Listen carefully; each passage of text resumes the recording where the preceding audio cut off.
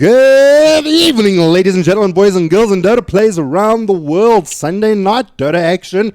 Best of the best in the house. WRG gonna be going up against the agile eXDee. I am Jabba, joined by Succubus, and I'm really keen to see how this game pans out. WRG sitting top seeded, eXDee sitting in the middle of the seedings at the moment. What do you expect for this matchup? Well, Warlock. WRG, the Warlock, yeah. They tend to kind of roll over any team at the moment. There's only like one or two teams that can literally contest them right now, but a lot has to be said for eXDee Dota. I mean, they have exceeded expectations of a lot of people, and they are climbing the log with every single day. They are getting better and better and better. They have the advantage of having a very young team, ages from 17 to 19. The oldest man on there, we do call it, well, he's Rockley, but we like to call him Old Man Rockley. He's sitting at 25, but the whole of this team have a lot of potential to grow and become something absolutely disgusting. I mean, the likes of TKC, that man is... at 17 years old, he can literally contest Castaway in the mid. So it's nice to see this. And I think in another 2 years or so, TKC could be the next Castaway, literally. I don't think eXDee is going to triumph here, but definitely give White Rabbit Gaming a run for their money. Well, like there's no other team in South Africa that can contest them at the moment. Yeah. So it's... Well, I just want to touch base with you calling Rockley Old Man Rockley. Jeez, man, I feel your pain, Rockley, when people call you old man, because I've got a couple of years on you there, buddy. So don't listen to Succubus. You're still a spring chicken. But I'm like you said. As well, okay? Yeah. Old lady Succubus sitting with me. Did you want a walking stick? I'm just teasing. But like you said, Castaway, TKC, I'm ready to see how this matchup goes. TKC, one of the stronger mids. I think he needs to focus down and just get his BMT right, and then big things can happen for this guy. I saw him carry games in the VS Gaming LAN. I've seen him play in the other tournaments in SA, and he's really solid. A little bit... decision making when things are really heavy on the line, but he can only get better and better. So I want to see how this matchup goes with TKC and Castaway. I'm really excited to see how that pans out. I'm actually excited to see, because we have two Castaway heroes still in the pool, which is the Invoker and of course eXDee has no fear. eXDee has no fear. Well, they've got two exceptionally strong laners in the form of the Warlock and the Legion Commander. A lot of sustain, a lot of nuke. I mean, Legion Commander is one of the strongest laners in Dota. I don't know why people take her to the jungle. It's so much better in the off lane. You go to that disgusting build where you max overwhelming odds, you have the pressed attack, and obviously Moment of Courage, you'll have 1 or 2 points in that as well. But I mean, she as a laner and what she can accomplish around the map in the early stages of the game, especially with that surprise Blink Dagger or Shadow Blade, depends on what you want to do. But definitely for me, it's the Blink Dagger. I mean, Legion Commander can just cause absolute havoc and devastation on the map. Then Warlock, I mean, the amount of team fight that happens with him, fatal bonds to any tanky hero, link the rest of the team up, and you're literally wrecking. And I mean, the Shadow Word is it's strong in the nuke form, but it's also really strong in sustainability in lane. And he doesn't cost him that much mana to spam it. So it's really, really annoying in lane. And of course, the one thing that he's really known for is dropping the hammer in the form of the Rock, the Chaotic Offering, which is it's so good in team fights, and it's really good for pushing as well. And if we see a level 20, he can just spawn another one on death. So, I mean, Warlock, Legion, two exceptionally strong heroes. I mean, you can essentially take out the entire team if they have enough items on just with these two heroes alone. Well, we had some hectic theory crafting with the Warlock. I mean, it consisted of Ags, Refresher, Bloodstone, and you could literally have 6 golems on the field at one go. 6 golems, yeah. It took a lot of work. It was a lot of work to make that happen. Yeah. But it was pretty much casting, dying, Bloodstoning, coming back, refreshing. Yes. It was... Anyway. So basically, you would take the Warlock mid, you would farm and farm and farm and farm, get a lot of Bloodstone charges, get a Refresher, get an Aghanim Scepter, drop down everything you have, suicide yourself, TP back in immediately and die again. And after you cast all your combos. So it's a ridiculous thing, but it takes forever to get there. But looking at White Rabbit Gaming's draft now, I'm loving this. I mean, we haven't seen we haven't seen Kunkka a lot. We saw him quite a bit in the tournaments, but not so much in the leg. And Kunkka is an exceptionally strong roamer. He can make a lot happen. X marks a spot, absolutely brilliant. The thing is because you can cast it on allies and on enemies, and you can choose when to bring that person back. Obviously, there is a timeout, but you can choose. And later in the game, the Tidebringer is ridiculous in a team fight, especially if he starts just build like a casual Chrysalis, get like 1 or 2 crits off with a Tidebringer. What position Kunkka is this going to be? This is going to be the position for roaming Kunkka. It's definitely, I don't think they're going to take him. You don't really see him at the middle carry role anymore. I'll be very surprised if they do that. So I mean, like Kunkka is known as a roamer. I mean, we saw the Earth Spirit roaming. We saw Monkey King roaming.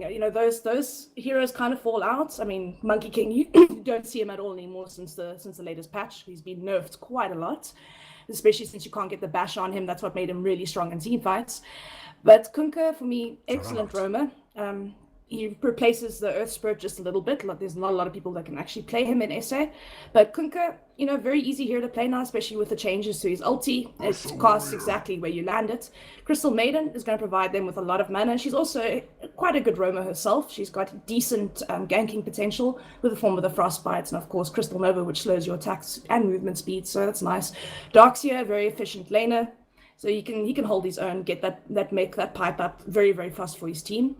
But that's actually quite disgusting. Ursa Crystal Maiden lane. I mean, we see this. And the Kunkka, I mean, let's just think about the torrent. You got the Frostbite into torrent, starts running away, X marks the spot. You're going nowhere, buddy.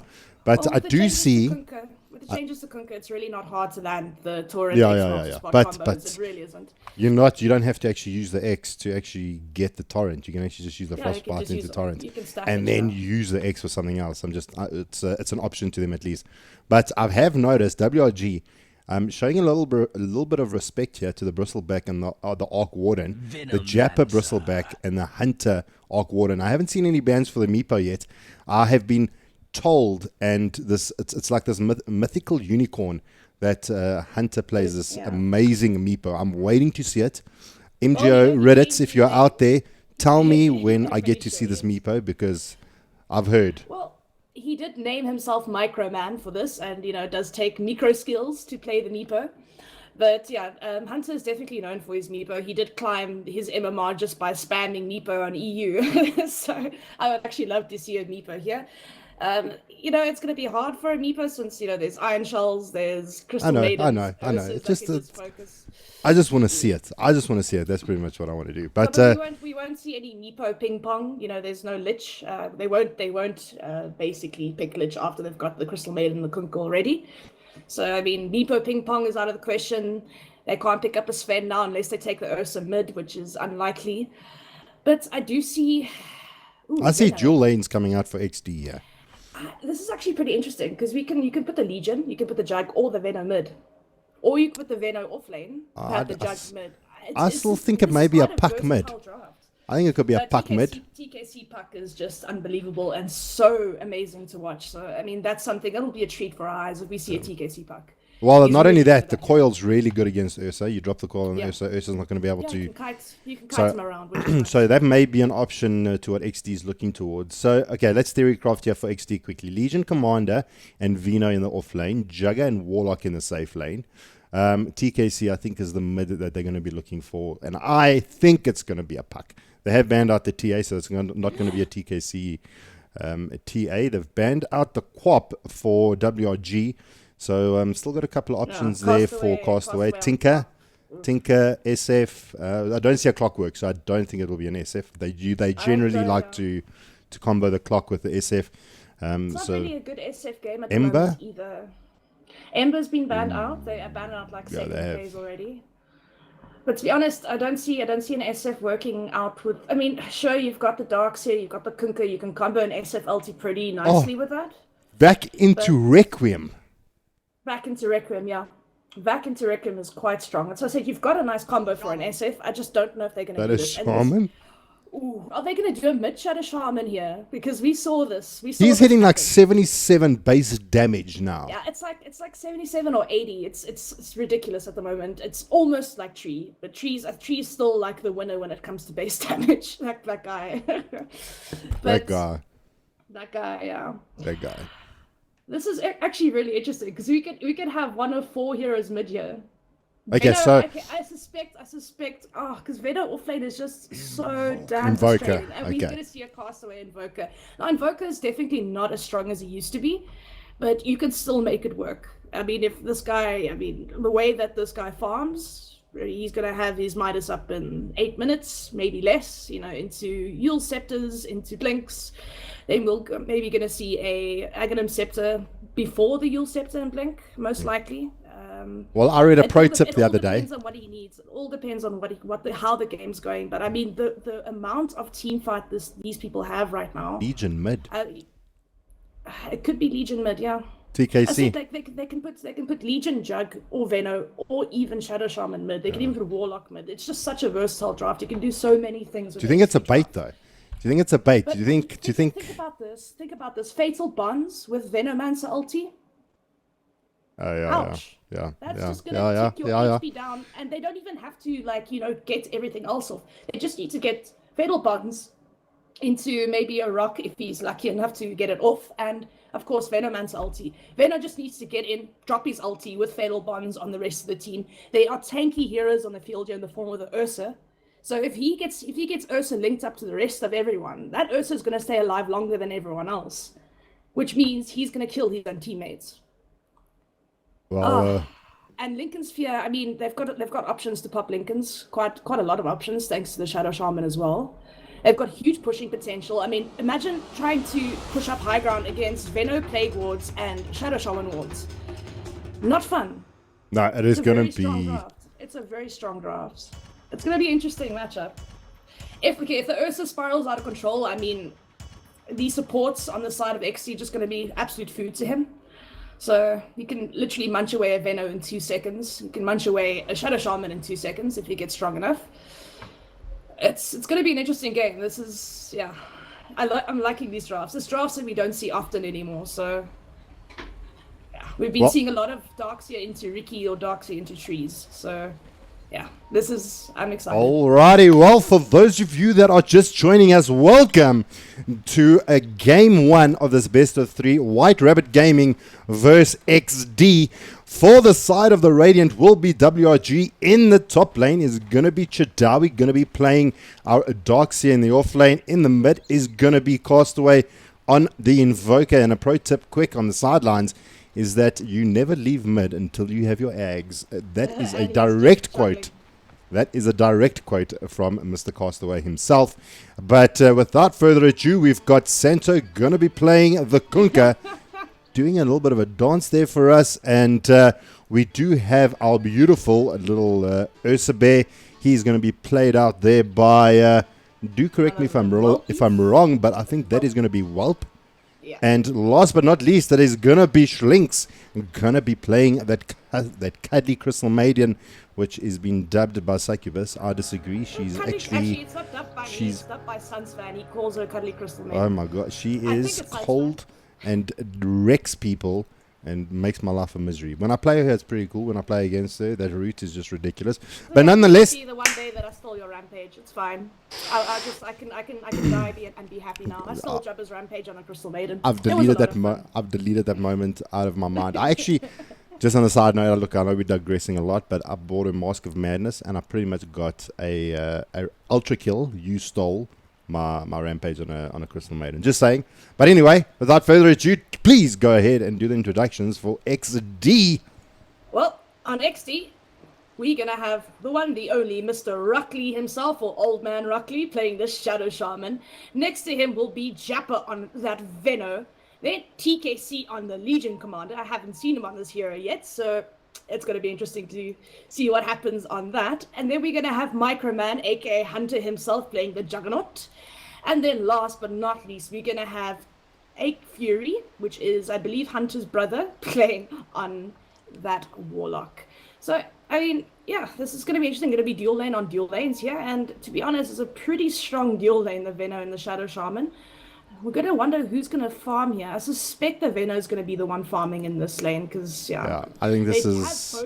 this is actually quite nice. They've both started with boots here, and they've got a slow in the form of the Venomous Gale. So, yeah, that could be an easy first blood. Plus, the Ether Shock from Shadow Shaman I doubt he'll level that first, but it's a pretty damn strong nuke. And of course, if he gets to level 25, he gets a plus 330 ether shock damage, which basically sets him at a Laguna Blade every single 8 seconds, which is pretty strong if he gets to level 25.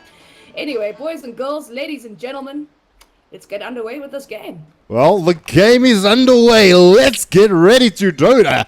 And in the mid lane, just going to be chilled out. Going to be a couple of rock clicks. How do you think this lane's going to go? Wait, no, wait. First blood, what happened here? Oh, and it turned on them thanks to that sunstrike of wow. Also, Santo and, of course, Schlinks coming in the way. Two very good rollers. I was concentrating on the mid lane, and then boom, bottom lane gets first blood. But I assume it was pretty much a rope-a-dope. It's a pretty disgusting combo. I mean, Frostbite into Torrent into, Fury swipes coming out from the Ursa. You're not getting away, especially with these two extremely squishy heroes here. And it might happen again. Jappa now getting frozen up. Torrent. And Jappa's trying to make the long run to freedom here. He may not actually get away. Santo right-clicking him down. A couple of more right clicks. Can Santo have anything in the tank? He's got a Torrent in one. Can he land it? Jappa's going to have to dodge for his life here. Can he bait it out? Santo running under the shrine. He's going to try and deny himself to the Ancients here. The Torrent does come through. There's a side strike. And Santo picks up the kill. Not getting the deny off. And this time around, we got that kill. And it was a long, glorious kill for the side of WRG. Putting them on the board 2-0 already under the 2-minute mark. Well, Santo must be very happy with that kill because he didn't have to share XP with the tri-lane. He literally got all the experience for that kill, and it sets him now at level 2. And now getting that bouncer in, he's almost halfway to level 3. So Santo, very, very happy Kunkka indeed. Well, we're going to see how things pan out here. It looks like top lane, though. Fury just going to try and pull the camp. Jadawi, Hunter, having a little bit of a skirmish here. Jadawi doesn't have much mana to his name, but he's going to be taking quite a bit of damage here from this Iron Shell. He's just going to run back to the safety of his tower. Mid lane, it's Castaway taking a little bit of a rest there from the overwhelming odds. And solves up pretty easy. But bot lane, I think that's where the action is going to be. I hear X-Mart's the spot. There it comes in. And, trying to get the right click off. He gets it as well. Not going to be able to get denied out there. Rocky not getting anything done. You can't. Second time he's trying to deny himself to the creeps, but it's just not happening for him. And this tri-lane is becoming a bit of a disaster here.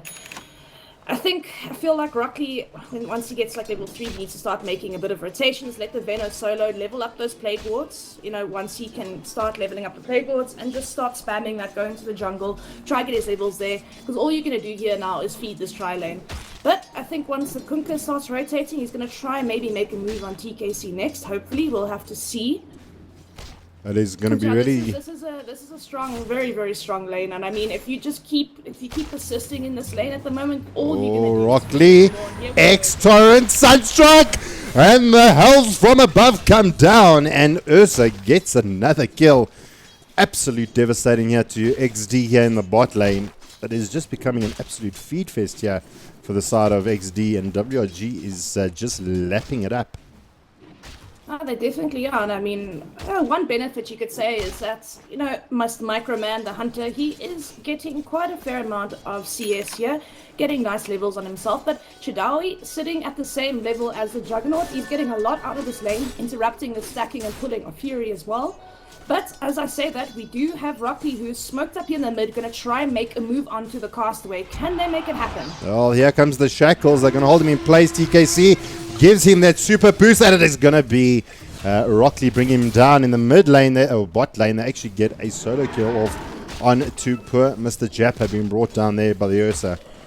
Just doesn't have enough to get away from this Ursa, and I'm even sure Gale would have probably even been used. It looks like it was off cooldown, so maybe not even getting a chance to actually cast that Gale.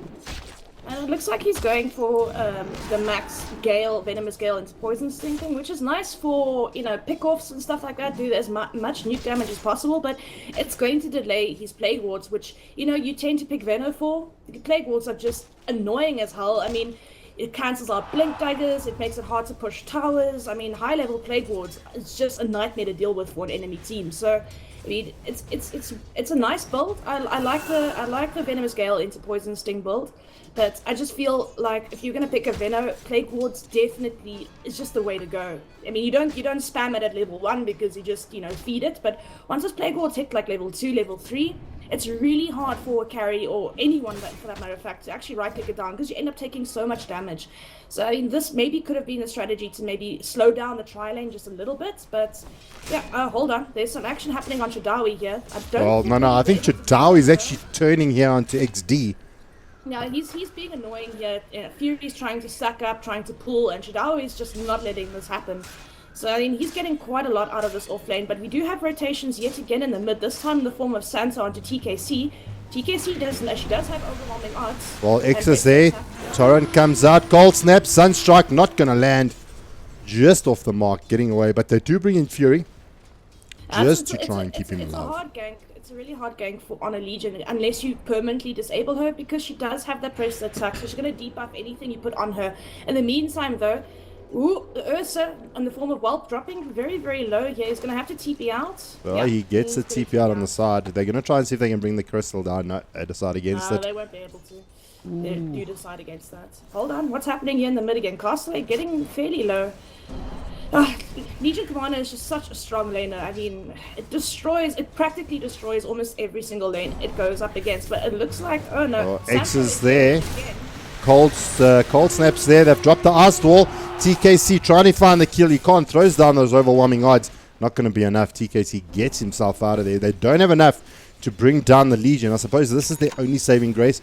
2 failed ganks is just not... don't have enough to actually bring him down. They're going to need the Crystal Maiden to rotate in here before they can do that. I mean, Castaway's not a high enough level yet to do that much damage. So, I mean, it's a nice go-ahead. I mean, it is bringing the Legion down. It's making her lane a little bit more tough. So, I mean, definitely the right way to go, but maybe bring in one more hero just to make the kill, get a secured kill onto TKC. But, I mean, Castaway, well on his way to his Midas as well.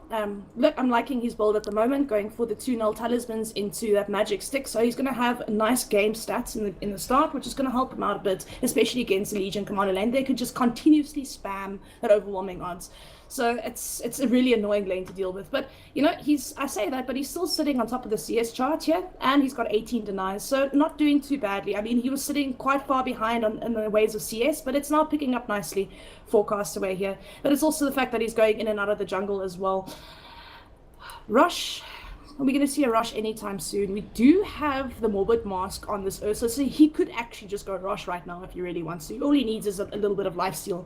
Oh no, wow. Why rush now when he's absolutely devastating the offlane here for eXDee? No, he can. He can. That's what I'm saying. He's got the option where he can actually go rush now. So they're going to have to keep their eye well on rush at the moment, because at any point this guy can just decide to go and rush. I think he's probably going to wait for his level 6. Maybe even finish his Vlad's, because he's literally like 300 gold or so away from it. Maybe a little bit more than that, like 400 or 500 gold. So I mean, once he's got the Vlad's, I definitely feel like he's going to be going for it. I mean, why not? If not, why not? If not, why not? Now, try and make a move onto Jaffa here. Crystal Maiden can't quite keep up. She's going to frostbite him, but I think that's all that's going to happen. Torrent also misses as well. Shadawi, let's see how he's doing. He's running back to base. His farm is not where I expected it to be at this point of the game. I expected him to at least be halfway to a mech by now, but I suppose, tough lane. We do have a Warlock as well as a Jug. Juggernaut, actually got some nice stats as well. Got himself an Aquila, phase boots. Going for what looks like a Manta first. Straight up. It's not. I don't think it's a bad call. Just to maybe try and avoid the bit of the cold snap. Does X marks the spot still go through a Manta, or does it actually cancel out the X marks the spot? That is a good question. I believe X marks the spot. If you time it properly, yeah, but I believe it stays. I believe it does stay. X marks the spot. So we'll have to check it out. I'm not too sure on that. I should know this, but bot lane, they lose Jap at TP out. And I believe Whelp gets out of there. believe if you time it just at the right time, you can dodge pretty much anything that I feel like if it's casted, it will. We'll have to see. I can't believe I'm spacing on this, but I am spacing on it. My mind is drawing a blank. It happens. Sorry, people. Santo trying to get the X-Master spot off onto Hunter. Hunter's running for it. The Hunter becomes the Hunter. Sunstrike from Castaway across the map. Closes out the deal. Santo dancing the jig. Oh, it almost looked like that Sunstrike was not going to land. It looked like he was, traveling towards the side of it. Santo now going directly onto that. I don't think he's going to be able to make anything happen onto TKC. He's only level 5, but maybe just secure himself. He's level 6 here in the mid lane. Castaway went into the jungle, but no, Castaway comes back. So I'm sorry, Santo, you're going to have to find your level 6 somewhere else, my friend. But there is 3 heroes on the side of eXDee Dota coming in. Oh, Rush! Ursa's doing it. Oh, just top lane Chadawi. He's going to TP out of there pretty safe. Well, busy trying to knock down Rush. Fury gets himself torrented up. I think Fury smells that there's a rushing Ursa because he's nowhere on this map, but there's nothing they can do about it right now. He is only sitting at level 4 on this Warlock. If he had his level 6, we could have done something. TKC. Ooh, got a lot of stuff happening here. X marks the spot into turret, into Sunstrike, but Rock Lee gets there, sheeps him out, gets the shackles off. Ursa may go down. The Aegis is on the deck. And a moment not too soon, and the torrent comes out from Santo, holding Rock Lee in place. X marks the spot. Castaway drops the ball, and Rock Lee taking quite a bit of damage from the cold snap as well. Goes down, and Sunstrike not going to be able to bring down TKC just yet. Winds himself up. There's got the shadow word being worked on there by Fury. X marks the spot going to be used again, as well as the torrent. Is it going to latch? No. Okay. I thought I actually saw the torrent being used out there. It looks like I was juked, but looks like eXDee holds, only losing Rock Lee and the Aegis from the Ursa. So not a bad trade for eXDee. I think that was worth it, taking down the Aegis. Well, I mean, they lose the Aegis fairly quickly, but I mean, it's a free attempt, I guess, and he does still get gold for his team and nice experience for killing Rush. So all in all, it's still not a bad trade. Chadawi is just going to TP out casually. So, I mean, Hunter's not going to get the kill on him. Oh, that was quite funny.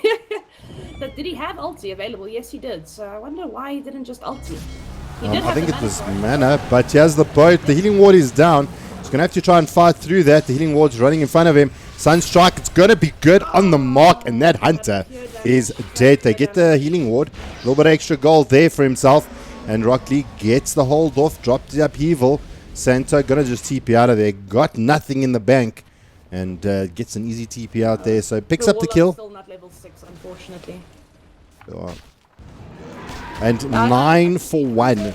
Yeah, Hunter did have mana to ulti there when Chadawi was TPing away. He just decided not to use it. But anyway, it doesn't really matter. But he does get the return for himself. And of course, I mean, WRG just getting away with absolute murder right now. I mean, TPing out casually. Okay, cool. No level 6 on the Warlock, so I mean, it's they've used the shackle, they've used the sheep as well. So there's nothing that they could have done. Actually, does he have the immortal? Then it's a lamb, I believe, right? I'm not sure. I'm just actually focusing here on top. They've got a ward here, so they do actually see what happens. There's Omni Slash, and they clean out Chadawi.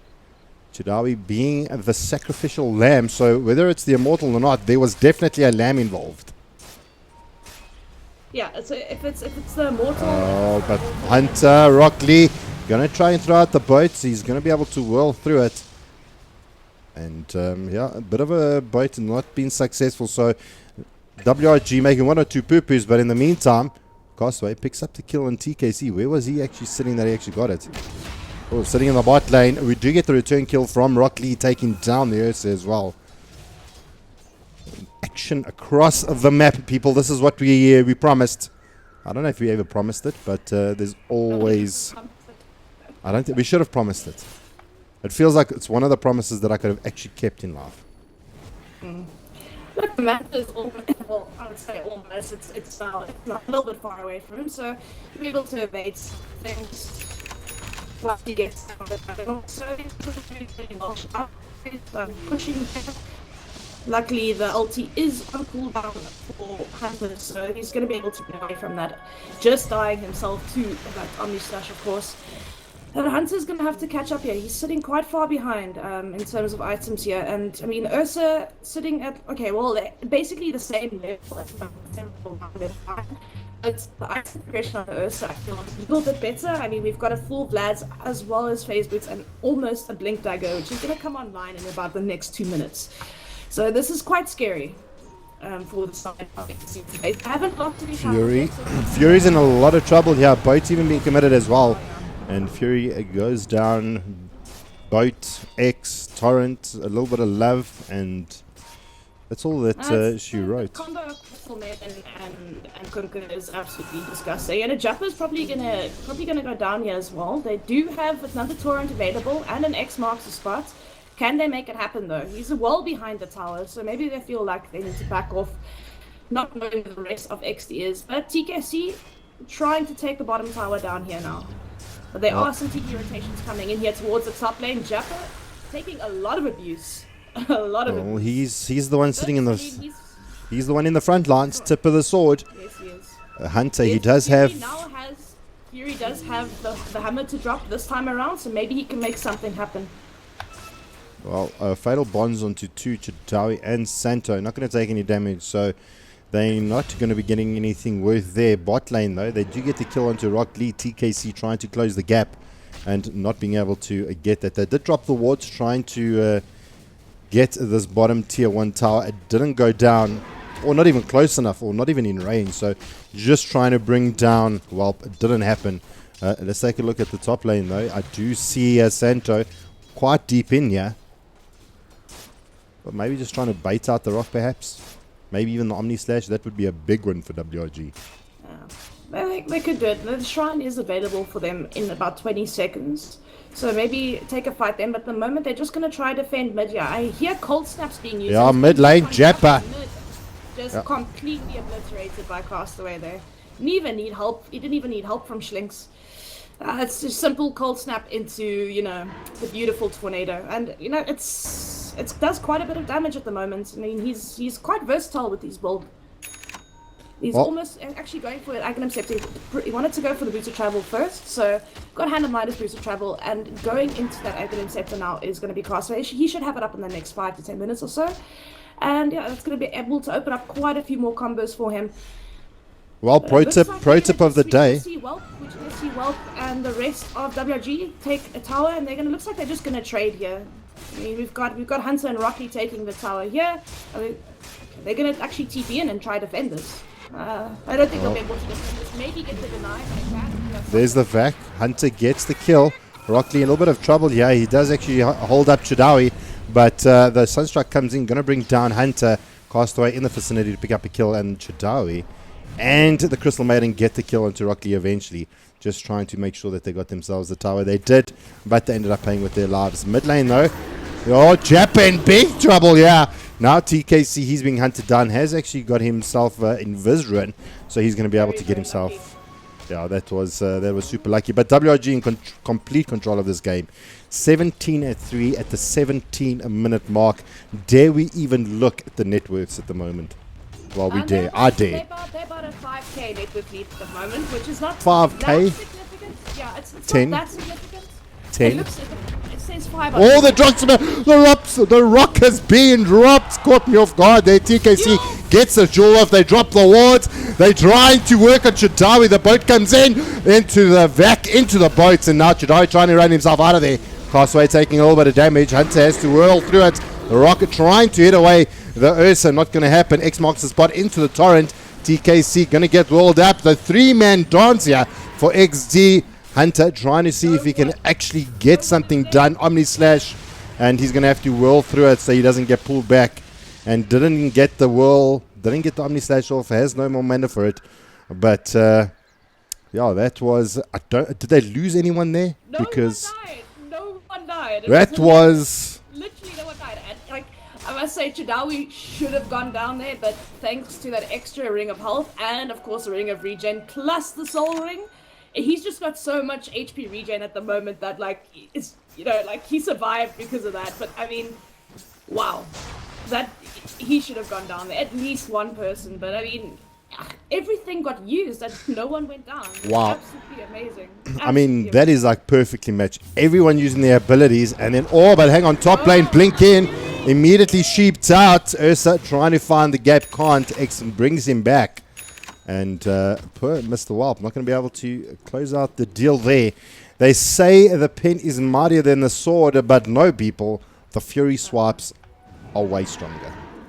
Okay, that could have been, that was really lame. That was really lame. But it was good. It was good. I'm joking. Juicy. And burn, baby, burn. He's gonna try. Oh, here comes Whelp trying to right click away. X has been used on him. He's going to get him out of trouble here, but Rock Lee gets the shackles off onto Santo. The whirlwind comes in. The jewel being used out. Can they complete the jewel? And winner, chicken dinner, baby. They do take it down, the Santo, but they still lose TKC. And now we've got Whelp. He's going to TP out, Castaway. He's going to get jumped on here by the Jugger. Immediately ghosts up and gets away. And Hunter being left holding air. Need the dust, man. You just need some dust. Tier 1 tower bot. The tier 1 mid down. Yeah, tier 1 mid down pretty easily. But again, they've got a tower for tower as well. I mean, they both only got one tower down, but like it's a nice pushing lineup. I mean, we do have the Shadow Shaman, the Legion, the Jug. You know, everyone on this team can push quite nicely. I mean, the Veno, the I see a hunting squad here, bot. They jump onto Whelp. There's the wards. Rock Lee. Oh, he has been slowed down, so they're going to try and cut him out. Rock Lee wants to get into action. Sunstruck. Oh, is not going to be off the mark, and Rock Lee's going to get away. They do eventually bring down Whelp, but I mean, pretty tanky. But I mean that full level Venomous Gale slowed him down significantly. So I mean. Yeah, I mean, Veno being there at the right time, the right place. But as we say that, Castaway gets another kill onto TKC here with the help of Santo. Old kills happening across the map. So I got to be quicker, Jabba. We got to find these kills because it is as hard as trying to find first place in what, the 100-meter sprint. Don't do it. in the 100-meter sprints, like I mean, I thought that one day I could actually compete to do 100 meters in sub 10. Let's just say my dreams were shattered when I realized I could only do it in 22. When this Veno gets, he's got the drum of endurance, so he's pretty fast as well now. Nice and tanky. Well, tankier than he should be at this point, and he's almost got that Veil of Discord, which is going to hurt quite a lot in a team fight. As we said, the Fatal Bonds into, of course, the poison. Oh, hold that thought, though. Ursa. Going on yet again. Oh, duel with Blade Bell. He is gone. No, I'm sorry. It's just not happening. Not much you can do around that kind of squad. He's not able to jump onto TKC anymore with the Blade Bell. It's going to be really hard. Santo is looking for something, though. He looks like he wants to try and make a bit of a play here. He's got himself the Blade Mail. I do like this this item on him. He's going to be taking quite a bit of damage. If he can pop that before TKC gets the jump. But the glyph is being used here up in the mid tower. They're going to use the torrent. X is there. Hunter looking for a target. They're going to get this tier 1 mid. And now the side of WRG looking for something. X is there. Boat's going to be used out. Torrent. They're going to catch out TKC. Not enough to do enough damage. They get the TP out. In the meantime, Castaway is pushing out top. Santa gonna invis up, maybe join his compatriot up in the top lane, but eXDee have to run away and regroup back to the drawing board. 19-6. We just have ratting opponents right now. I mean, Castaway is literally just taking a tier 2 tower. Then we have, of course, Hachidawe just took the tier 1 tower over there. But it looks like there's going to be a bit of a mashup of heroes here. Fury. Onto Fury. Damn. Yeah, that was punishment. I mean, even if he tried to run away, Santo was right there just to bring him back with X marks the spot. Oh, it looks like they're going to look for Rock. blood here. Oh, Rock Lee with the clutch blink. Look at this guy's farm right now. He's got a blink as well as almost half an... Well, actually, he has half an Aghanim sector. Okay, Torrent's not going to catch him. But, I mean, yeah, that's a good point. Let's look at his net worth. He's actually sitting above 2 of the supports of WRG and sitting above his off lane. And was it Rockley that was farming the lane? Because as far as I know, it should have been Jappa farming the lane. And Well, he's if you look sitting at the above. if you look at the last hits here, yeah, it looks like they were quite even. Okay, well, the thing is, as we said this before, when you see a Shadow Shaman, he's got the ability to farm with Ether Shock. He just has to stack some jungle creeps and literally just use his Ether Shock. He can also almost take out an entire creep wave. As I say that, Chadawi goes down to TKC. And I must say, I am loving this. Okay, he just picked up a Blink Dagger, but I am loving the Blade Mail first. Generally, you want your Blink Dagger on the Legion Commander first of all, but I mean, looking at the lineup, Blade Mail definitely the way to go first. You normally pick it up after the Blink Dagger. But as I say that, we have a Cheese and an Aegis onto this Ursa. So, well, gonna be very hard to kill now. With Aegis and of course the Cheese pop as well. He's got that Desolator up, so he's going to be hitting for one hull. Oh, jeez, it's yeah. I do have a question though. He's sitting with 21 armor at the moment on Whelp, and of course he's going to go for the Aghanim Scepter as well. So yeah, it's going to be a very strong Ursa, but we do have a bit of an engagement here. Well, looking in the bot lane, this.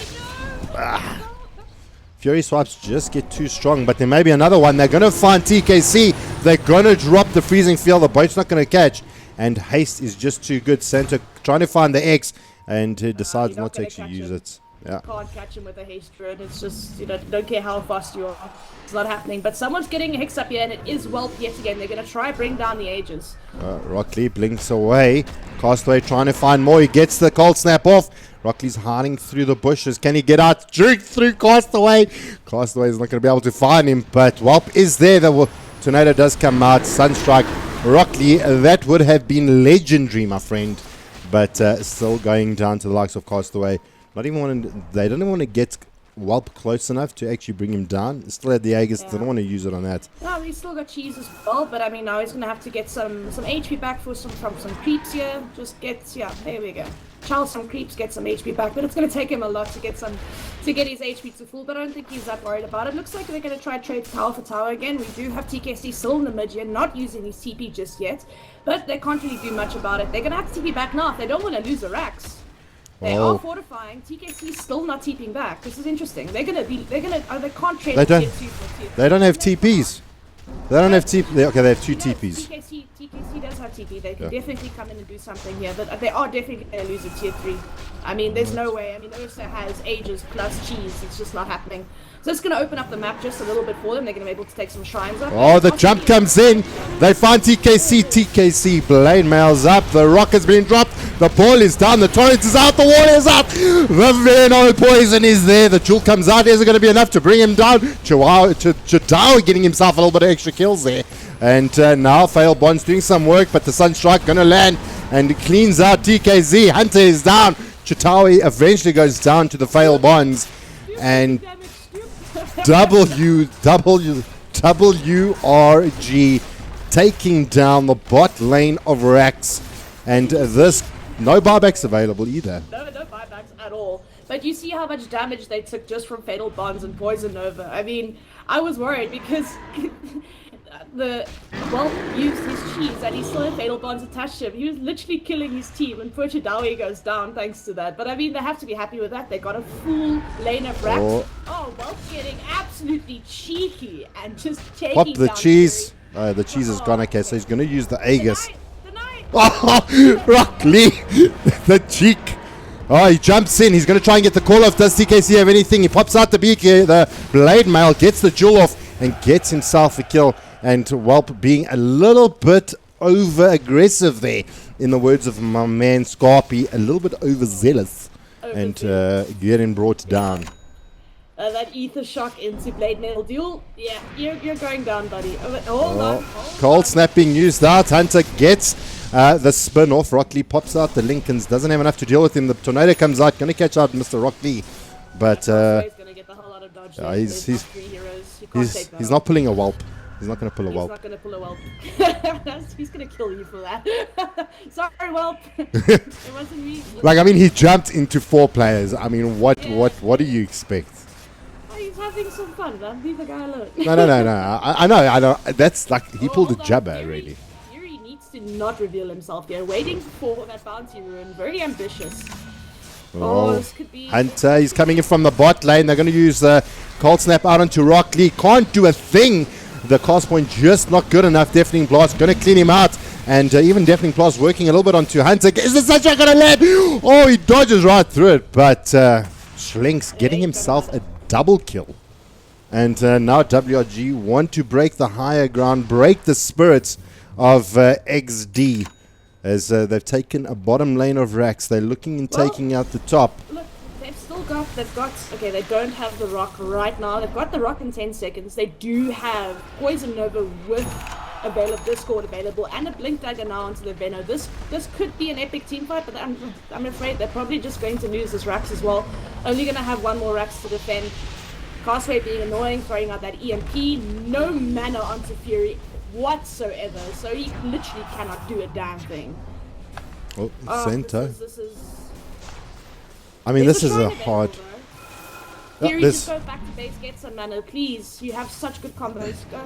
You're right, there is a shrine available here for WRG to actually take. Yeah, it's not going to be enough for him. He's going to have to go back to base. I mean, that EMP literally took every single bit of mana that Fury had left. So, I mean, he was casting Upheaval. It's a little bit unfortunate. I feel like he should have maxed Fatal Bonds instead of Upheaval, especially since you've got the Veno combo with you as well. I mean, Fatal Bonds will just do so much damage with that, and linked with everyone linked. But Rockly jumping in. Oh, he gets the snakes down. The Tornado comes in. Hasn't even got the poison off yet, and now Jappa does. And the Deafening Blast pushing them back. Boat comes in, catches out too. Fighting under the wall. Jappa's trying to run out. So is TKZ. And the Golem goes down. Hunter trying to do a little bit of damage. They've got no mana. And we do lose Rock Lee. We do lose down Whelp. We lose the Kunkka. But the Hunter as well as Rock Lee go down. They're still trying to fight it out. TKC, can he find the kill on the Castaway? Castaway runs back in it and says, just take me. Take me here, take me now. And we lose 4 from WRG. TKC with the triple kill. He must feel really nice about that. Getting quite a significant amount of levels and gold for those 3 kills. He's sitting on he 70 very, stacks very at the moment, eh? Yeah, he's very happy right now. Sitting at level 21 as well, so not doing too badly as TKC at all. I mean, he is actually pretty farmed, and he's going for a very good item here against an Ursa, and that is, of course, the Heaven's Halberd, which we all know. You know, it goes through that. It goes against that BKB. So it's gonna be doing quite a bit. Ursa has not got a BKB yet. He went for the Skull Basher, so I'm suspecting he's gonna be going for a full-on Abyssal Blade very soon. So we'll have to see how that pans out. But it's if he can jump onto TKC before he casts anything with an Abyssal Blade. If he can attack fast enough, maybe with some Invoker Alacrity on him, he's just going to permanently bash. So, Ursa with a Basher Alacrity, it's not going to be fun. I'm watching middle lane, sorry, but Santa is trolling Schlinks over here. Or the X does come out though. This is going to be a legit one out onto TKZ. He's just going to X him back. He's not worried. He's got of course the press, the attack, and he's got the blade mill, so he can be a bit ambitious here. Here it comes out, the boat tornado, EMP, trying to find TKC. They're going to be able to frostbite him out. There's the healing wall, trying to keep him alive. Sunstrike going to be brought down, is going to be good, going to be connected. Rock Lee going to be brought down, punished for his sins, and TKC a little bit out of position there, being brought down. You can thank Crystal Maiden for that one. I mean, she's got Rod of Atos as well as Frostbite, so double stacking those roots would be Schlinks on that Crystal Maiden. I love doing that build, getting Rod of Atos as well as, you know, my Frostbite. It's just disgusting. But yeah, oh, here comes the suicide bomber. Jappa jumps in, drops the poison, fighting under the wall. We've got the Fatal Bonds being used out. Chadawi taking a bit of damage here. Omni Slash is going to be good. Jappa takes down Chadawi, but Chadawi takes down Jappa. Now the Torrent X marks the spot onto Hunter. Isn't going to be good. The Sunstrike's not going to be on the mark. And now the boat comes out. TKC jumps in, gets a jewel off onto the Crystal Maiden. Shrinks goes down, but Castaway going to be trying to fight here from the sidelines, hiding behind the wall of ice, away from TKZ. The Torrent's not going to catch TKC, but TKC once more, he's looking for blood, trying to chase him down. And Santo going to take a couple of right clicks in the meantime. Rock Lee gets the shackles off onto Castaway, going to go down. And Rock Lee just smashed away Castaway with some wards, shackle, and sheep. X is there, going to be doing some work against Santo. Breaks out any shackles that may have come out from him. Not going to be good enough, and Santo's just going to charge out of there. he got 1,000 gold for killing Castaway, and that just gives him his Aghanim sector. So I mean, he must be exceptionally good at it. Yes, boys, we got him. But it looks like TKC, and of course Hunter is going to go try and rush here. Kunkka, in the form of Santo, is going to try whatever he can to stop this. Boat is available. Another torrent's available in about 2 seconds. Here we go. He's going to try his best. The spin is there. They're going to dodge the damage from the boat. TKC trying to right-click down the rush. Shrinks is there. Chadawi trying to make something happen. TKC going to get brought down by the freezing field. They're going to lose 2 of their cores. Crystal Maiden doing the work. Fury on the sidelines trying to get stuff done, but he's going to be X'd out. And Fury just going to heal himself out because he knows the inevitable. He knows the punishment. Santo blocking him out. Can he deny himself to the creeps? Is it going to be good enough? Just too much work getting done, and Chadawi cleans him out. Nice. And aggro. I mean, lack of aggro, maybe? They worked hard to get the creep aggro onto Santo and Chadawi instead of Fury. So very, very well played to them there. But I mean, Nick being the real carry of this team, we do have Schlinks, with a double kill on the Crystal Maiden. So it's viable. It's viable. Crystal Maiden carry, man. But the only thing is he leveled up wrong. Final racks. He should have gone to that 60 damage, man. We all know that. No. Skilling mistakes, don't worry. It's things that will be rectified in the next game. But I hear a jump. Poison comes out under the throne. There's a tornado EMP. They're fighting in the mountain of doom, and they're trying to bring down Jappa. They do, and Ursa gets force blast off into the throne, but cheeses up, gets out. The rock comes down. Fatal Bonds is there. Rockley throws down the snakes. Ether shock is good. Upheaval slowing it down. This onslaught here, but they're going to fight through this ice wall. Rockley gets the shackles off. They bring down Whelp, and they're fighting in the throne, but the megas are out, and the song has been played. And that is it. WRG take game number 1 off eXDee. And listen to the crowd go wild. Game 2 is going to be interesting. But my word, was this a fun game to cast and watch. Just some heroes that you see these heroes quite a lot, but not quite in this combination. So it was really fun to actually witness. But I really do feel like if they maxed Fatal Bonds instead of the upheaval, yes, it's nice. You have the poison, you have the poison to slow people down, and then the upheaval as well. So it's hard for people to run away, and it's easier for the team to chase them down. I get that rationale, but when you have a suicide bomber like Aveno, that's a suicide bomber. Yeah, going in with that poison nova, and then you cast a full level Fatal Bonds. I mean, it just does so much work, so much damage. I do get the rationale of them trying to slow the team down as much as possible with the Veno. They should have taken advantage of it. There's no BKBs. Like you said, there's no BKBs. There's literally no BKBs. So there's nothing they could have done against that. And it's so annoying to play against and maybe just try Rat a bit because the Shadow Shaman was farmed. I mean, he had a lot. So maybe go down the lane with some Blink Daggers and just, cast wards and just be annoying around the map, Yeah. And then obviously also not leveling those Plague Wards in the early game as well.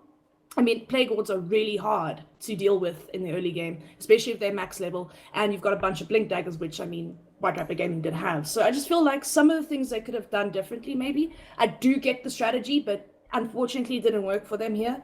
But, I mean, it was one hell of a game, very action-packed game, and, yeah, I mean, it was relatively, actually, wouldn't say even, but it wasn't like a whitewash until about 30 minutes in. Well, 20 minutes in, then it started escalating for WRG. But they were keeping on par with WRG for quite the majority of the game. I'd say most of the early game, when it came to levels and farm and item progression, that sort of thing. And then Hunter kind of fell off with his item progression. It took him forever to get the Manta up, and then it took him even longer to get the Fusel Blade up as well. So I mean, not having the greatest games. Well, I mean, TKC, I mean, I just want to go back to TKC. I mean, he played the Legion Commander. And in a game like this, you're always under threat about the amount of stacks you give away to the enemy. Considering the game, considering how the game was going, he only gave away 2 deals. Was two, right? Yeah, that's it. I mean, so considering the way it went, still his choice making in terms of jewels was still pretty good. He did give extra 10 to Whelp, and he gave 14 to Chadawi. So not bad overall. probably just expecting a little bit more. But I think it comes down to the way they leveled Jappa on the Vino, getting those plague wards up and the fatal bonds. I think that's the rationale that they may have been playing with. But I think in hindsight, maybe it would have done a little bit better. But then again, it is their call. So, ladies and gents, we're going to... TKC with the early blade mill, literally, it got him on the map because he was struggling. And then he's like, you know what? Screw this. I'm picking up blade mill. I need a few deals. I'm not getting my deals off. There's just not enough damage right now. I need to create my own damage. So I love that item choice from him before the blink, before anything else. Yep. It really, situationally, it was the right way to go. But yeah, things happen. And, you know, I mean, this is the best team in South Africa, and it's really hard to beat them, let alone last this long against them. So my hat goes off to eXDee, and let's see what they can do in game 2. Right, well, with that outro, we can be back very shortly, jumping into game number 2, WRG versus eXDee. So don't go anywhere. We will be right back with you beautiful, beautiful people.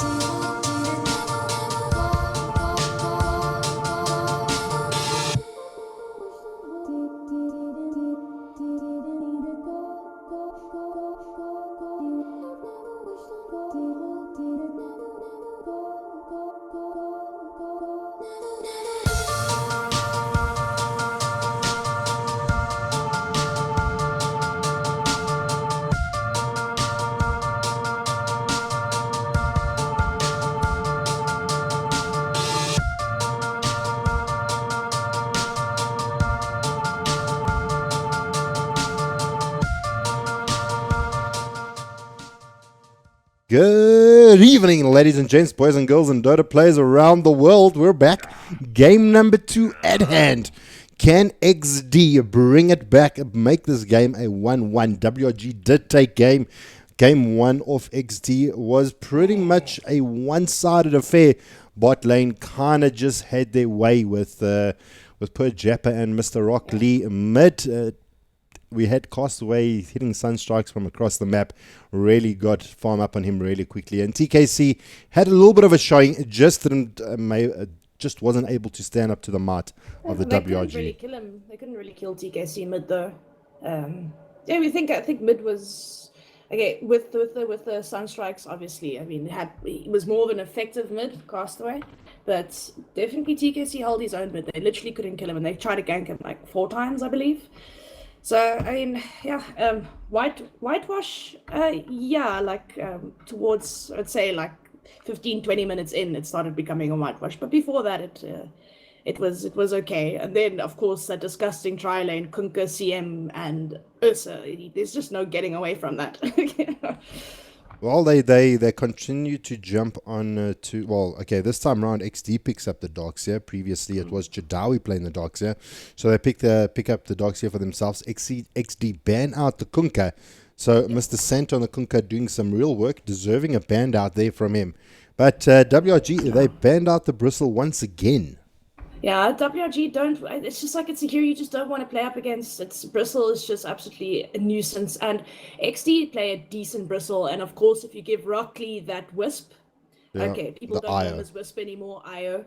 If you give Rockley the IO, and of course you give someone like a Japper or even Hunter. I don't think I've seen Hunter play that, but if you give like someone like that a Bristleback and you give Rockley the Wisp, it wrecks. They're really good with that combination. But I mean, XD looking at banning out the roamers. They don't want a Tusk roaming around, making kills around. They don't want the Kunkka. They're just banning out the roamers, the heroes that can literally just, absolutely mess up your lane in this. But seeing some epic combos ourselves here on the White Rabbit Gaming side, we have a Disruptor and Sand King. Now, Sand King used to be picked up every single Top tier game pick. as an offlaner. Well, it used to be the top tier pick, yeah. Thanks as soon as the Caustic Finale change came, and of course the level 1 Sandstorm was absolutely ridiculous again. So, and then like we say, when he gets an Aghanim Scepter, his Burrow Strike has a range of 1,000,000. So Fury Crystal Maiden, baby, it's back. Oh no, poor Fury, man. That's all he got to play The LAN event. At the LAN event. Literally every game he had to play this poor Crystal Maiden. But I mean, he has to do it again. Yeah. But this time, we have literally hero swaps. It's this Darkseer and Crystal Maiden was picked up by White Rabbit Gaming last game. But I feel like a Disruptor and Sanking can make somewhat of a better impact on the game. Well, Just with the hero combos and the hero skill sets and the amount of damage that those combos do. I mean, Disruptor's, kind of like Kunkka with a glimpse if you think about it. Because, I mean, you can't choose when to bring them back, but it's still, you're going to come back no matter what. 4 seconds after wherever you were before, you're going to be brought straight back. And of course, Glimpse has a ridiculous cast range. I mean, at full level, it's 1,800 range. Yeah. But my favorite thing to do with a Disruptor is literally like hide away, wait for people to TP in and go, Fountain Glimpse, goodbye. Hey, you have to walk back to now. base. I don't see Fury getting a full duration freezing field either, though. Yeah, well, it depends who they want to prioritize Glimpse on, and obviously the stuns. Well, the so far Static they've only Storm, got I one mean, stun. Yeah, the Crystal Static Storm is Maidens. also a thing, but She's going to be saying, like, drop the storm above me because she's going to be standing still. So we'll see how it pans out. What I'm really interested to see is, does WRG jump into the Earth Spirit? Now, WRG, I think, is the only Masters team that I've seen play the Earth Spirit.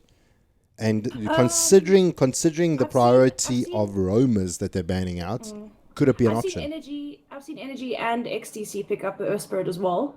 So there's very few. I think there's like 2 or 3 players in South Africa that actually play the Earth Spirit properly. So it's not something we see often in the SA scene. But now with the Kunkka as well as the Tusk banned out, we might just see an Earth Spirit. Definitely not going to see a Monkey King. Thank goodness. Well, that hero is gone. Goodbye. And we definitely won't see a Techies. I'm sorry. oh, it's breaking my heart. It's still not in captain. I must send my Steam profile to the Masters teams as soon as Techies is back into to CM mode. I promise you, you'll be casting me, Succubus. Wow! Don't. He's spammer. Do you know what? We got to stop talking. We got to stop talking about my techies because people are actually banning techies against me, and I actually have to play other heroes, which is really not cool. But all right, okay, wait. Now we've got a Nyx on the field. This is completely changing things up. We've got the Nyx going to be able to deal with the epicenter really well. Storm, the Static Storm as well. So how do you feel about the Nyx being picked up so far? I mean, also the Sand King. Look, Nyx is nice. It's also a nice road, but you don't have to wait for it to get to level 6. It's also quite greedy because now you have a Darkseer and a Nyx. Do you smell a lifestealer? So, I mean, I don't know. I don't know if lifestealer is the way to go here. Look, it can be good against Jug and Sand King and Strength Heroes and something. It can be nice here, but I don't know if the lifestealer is going to be good. We could see a mid-Nyx Assassin, which we haven't seen in an age of man. We haven't seen a mid-Nyx Assassin in quite some time. But like now you have a Darkseer. So what do? You put Darkseer in the jungle and you have an off-lane Nyx Assassin. Well, that's It's interesting. It is interesting because I mean, if you put him on the position 4, he's not going to get the level 6 quite as fast as you want him to get. He's not that effective with roaming around the map early because stun for some people it's hard to land. It's not like a secured stun, like Crystal Maiden has a secured stun. You have to literally time your impale and you have to make sure it lands because you can miss an impale. It happens to the best of us. I mean, it happens to the pros. Especially, I remember watching the TI when they just changed the Nyx Assassin impale and you saw the professionals miss impale time after time again. It made them look like noobs. It really did. well, they got But the what is frostbite nice, to combat up with it though. yeah, they do. I mean, they've got to secure for the Crystal Maiden. Plus, if you get a nice vacuum, and they can get a nice little mini ravage off with the impale. So it is nice. And now they've also got the searing chains to secure someone in position for him to land impale as well. But what is really nice about him as well is his other skill sets. I mean, that Spike Carapace works wonders if you time it properly on things. And of course, the mana burn is quite devastating against people that need mana, like, Juggernaut. If he hasn't got a magic stick and Aquila, all those stat items, he hasn't got enough mana to cast spin an ulti and a healing ward or cast spin again. So, I mean, obviously at this level of Dota, they're not going to not build magic sticks and Aquilas on this Juggernaut. But when Juggernaut has a very little mana pool and then have to deal with mana burn as well, it could be quite an annoyance for him. So, I mean, it could work out, but I'm just interested to see how they're going to lane this. Like, I suspect it's going to be the position 4 roaming, well, not roaming, I don't know, maybe, but like for him to get to level 6, it's going to be quite a challenge, especially if he gets shut down early with the Disruptor and the Sand King, which can happen pretty easily to the next assassin. So getting his levels is going to be kind of a challenge. He's going to have to pick up like every single bounty rune as well. I'm thinking, I liked your first theory. I liked your first theory, putting the Doxy in the jungle. In the jungle and then him on the off lane. Nyx in the off lane, just soaking up levels just to get to level 6 and then he'll start picking up gold. Weak. Yeah, but then your lanes are weak. Yeah, but it's like considering what happened to the off lane in the previous game for eXDee, even against their dual lane, against their tri lane, they still got punished. And there should have been a lot of kill potential for eXDee. It just didn't happen. So I feel maybe kind of sack the off lane, but just like Nyx get that vendetta really quick and then start making plays there. But let's jump onto the bans really quickly because they did ban out the Arc Warden once again and banned out the Shadow Fiend as well. Oh, wow. Okay. Arc Warden on people that can farm is disgusting because you can use your Hand of Midas twice. It is gross. I mean, Arc Warden with someone that can farm a Hand of Midas. And Hunt is really, really, really, really good with him. It's just like, yeah, and he's good with micro. So, micro man, come on. It's just a hero that's absolutely disgusting. And I mean, his skill sets as well, it's just absolutely amazing. But they sucker punched him with the anti-mage pick. I mean, this is, if you want to win a game, this is what you do.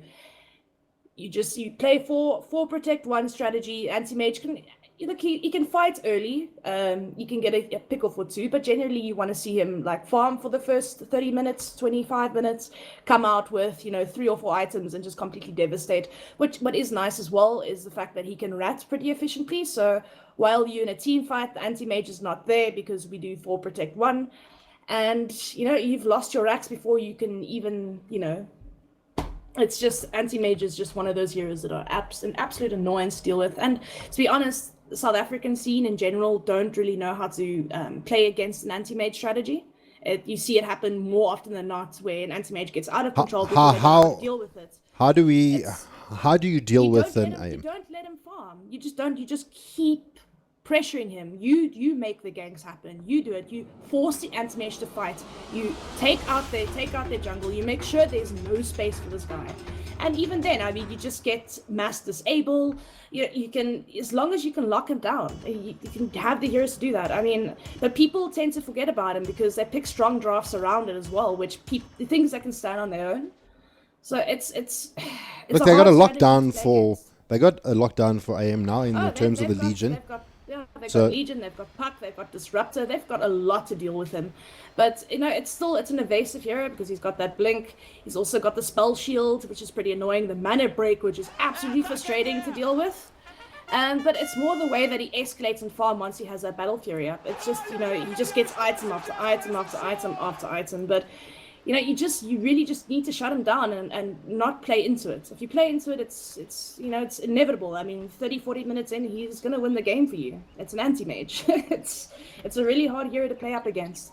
But, I mean, they have really, really good wombo combos here on the side of WRG. I mean, the Sand King, Puck, Disruptor, those combos alone. Then you put the Jug and a Legion Commander into that as well. I mean, it just creates havoc. And I mean, Puck, okay, Castaway is going to have to be really quick on his fingers to evade the Ember Spirit, because as we know, Searing Chains is a route, so you're not going anywhere on the Puck unless you time it absolutely perfectly. So I mean, it's going to be relatively hard for this Puck to do much. He can farm though with his Illusionary Orb at least, but I mean, TKC has of course the Flame Guard and the Searing Chains, so it's going to be hard to play up against that. Not going to be able to do that much magic nuke to him. But I mean, it is Castaway, and it has to be said, I haven't seen a Castaway Puck in quite some time. So it's going to be interesting to see him play this hero. But we did give Chidawi one of his classics, which is the Legion Commander. I haven't seen him on one of his all-time classics, which is of course the Axe. I mean, Chidawi Axe is amazing to watch as well. But I mean, this hero is just, it's just so good. You just can't afford not to pick up a Legion Commander. It's just it's just so good. Like, it's such a strong laner. It really, really is. Anyway, Jabba. Well, without further ado, ladies and gents, for those of you that are just joining us, welcome to game number 2 with WRG versus eXDee. The score is currently 1-0 in favor of WRG. This time round, playing on the side of the Radiant, it is going to be eXDee. We've got Fury playing the Crystal Maiden. Had quite a run in the LAN event. I don't think he played anything else besides the Crystal Maiden. We've got Hunter. He was making a joke. He was like, "Yeah, you're a pull of one." You're a pull of one. Yeah. Sam, but we do know that he can play a couple of other heroes. One of the good supports here for the team. We do have Microman / AKA Hunter going to be playing the anti-mage. We have got Rockley going to be playing the Nyx Assassin, so may actually turn into a little bit of a tri lane here, which is a nice setup. I mean, Frostbite into to stun, going to be pretty good for them. We've got TKC playing the Ember Spirit as well. He's I've seen a TKC Ember Spirit, and let me just tell you, it is scary. Let me just tell you, it is really scary. Anyway, without further ado, last but not least, it is going to be Jappa on Darkseer. I did that on purpose, but he did that on purpose because they actually told me, they actually said that the boys from eXDee have actually started calling Jappa. So shout out to you, my boy Jappa. Oh, Jappa. Anyway, for the side of WRG, it is going to be the lovely Succubus going to be doing the introductions, and he's going to be casting with me. So take it away, a lovely lady in red. Well, I said red because you have red hair, but anyway. Yeah. You get it. Well, we have Santo on the crab-looking Sand King. Like the new set makes him look like a crab. Oh, don't worry. I put him into showcase mode. Everyone stream. Yeah, okay, everyone saw that. Santo is going to be playing the beautiful Sand King. They cast away on a Puck, which I'm actually pretty excited to see. Chidawi, followed up by him playing on that Legion Commander. Then Whelp is going to be playing the Juggernaut this time in place of Hunter. And then, of course, last but not least, we're going to have Schlinks on the Disruptor. This is going to be nice. We're going to have this is actually a pretty disgusting combo. I mean, you have Glimpse into Kinetic Field and Spin. Not hard to miss and land that combo. It's pretty disgusting. I mean, it's the next best thing, right? I mean, we normally have Crystal Maiden Juggernaut, and now we're going to have Disruptor Jug. So it's still easy to land those combos. And of course, Disruptor is the king of kiting people around. So he's going to be able to help his team out with doing that and stopping ganks. Then, of course, we're going to have Chidawi going in the lane with the Sand King by the looks of things, or is it going to be the Sand King off lane? Well, Legion jungle. That's one of the questions that I was actually asking, is because in the previous game we had Chidawi on the Darkseer was pretty much soloing up against the likes of eXDee. Yeah, well, looking at Santo's build, he's got the Wind Lace as well as the Enchanted Mango with the Ward. So it looks, and a little bit extra regen, of course, a Clarity. So it does look like he's more. Yeah, it looks like he's more prepared for the laning phase, whereas Chidawi's gone for straight up Poor Man Shield and, of course, the Tango. So, yeah, it looks like he's more suited for the jungle, and, of course, Santo is going to be more suited for in lane. So we have to see how it works. Maybe we have Legion come in every now and again for a gank, but I do feel like this is a nice strategy. Again, it does make the lanes fairly weak, but a Sand King can hold his own in a lane. Do we have any vision on the side of eXDee at the moment? So let's take a look at the supports. We do not have any sentry wards as of yet on Rockley or on Fury at the moment. So, yeah. Favoring the If he gets that consumables. sandstorm, if he gets that sandstorm, he can literally just sit in lane and be that annoying Sand King, that level sandstorm, and just sits at the creeps. So I mean, he can do fairly well over there. They do have an observer on Rockley, but I do agree. Why don't they have the sentry?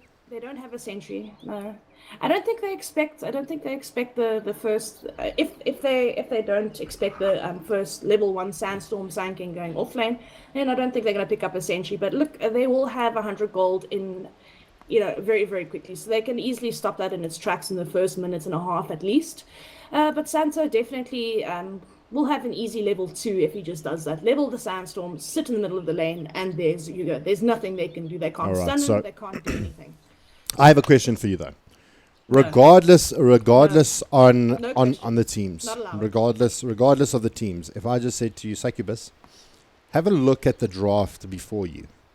Look at this gloriousness. And you are looking at the Radiant team, and you're looking at the way that the Dire team's comprised. Which team is sitting with a better draft? Now, I don't want you to talk about teams, just the draft. Talk to me. Okay, if they fall into the anti-mage strategy, then, it wins. But looking at the early game potential here, I mean, I just feel like Disruptor, Sand King, Puck can create a bit more havoc in the game than a Nyx Assassin, Crystal Maiden. Look, they do have the Ember Spirit as well, which can create absolute mass destruction around the map, especially gets the early TP boots into Veil of Discord. That could be quite devastating. So you're dodging the question. Who wins? I'm not dodging, I'm actually trying to think. Okay, so we're working through it. So you need to pick. No, it's so hard. No. Look, the reason why I would maybe favor WRG a little bit more is they've got the silence out from the Puck. They've got the disable coming out in terms of the jewel and the stun. Oh, but then the jewel's there. The jewel's going to say, yo, Look, you're going nowhere. Honestly, both drafts have potential to win this, but I feel like it's going to come down to the early game rotations and, of course, who escalates first. And I feel like because they got more disable, more kiting abilities on the side of WRG, they can make things happen a little bit sooner than the side of eXDee, especially since Anti-Mage takes a little while to come online. Juggernaut can fight early, so can a Legion Commander. So I just feel like if they escalate from there, it's definitely falling in the way of WRG, just the draft. But if Anti-Mage comes online and the Ember Spirit, gets his combinations off early and just gets those pickoffs, it can swing completely the opposite way. So we'll have to see what happens. But for me, the draft, I do agree with you.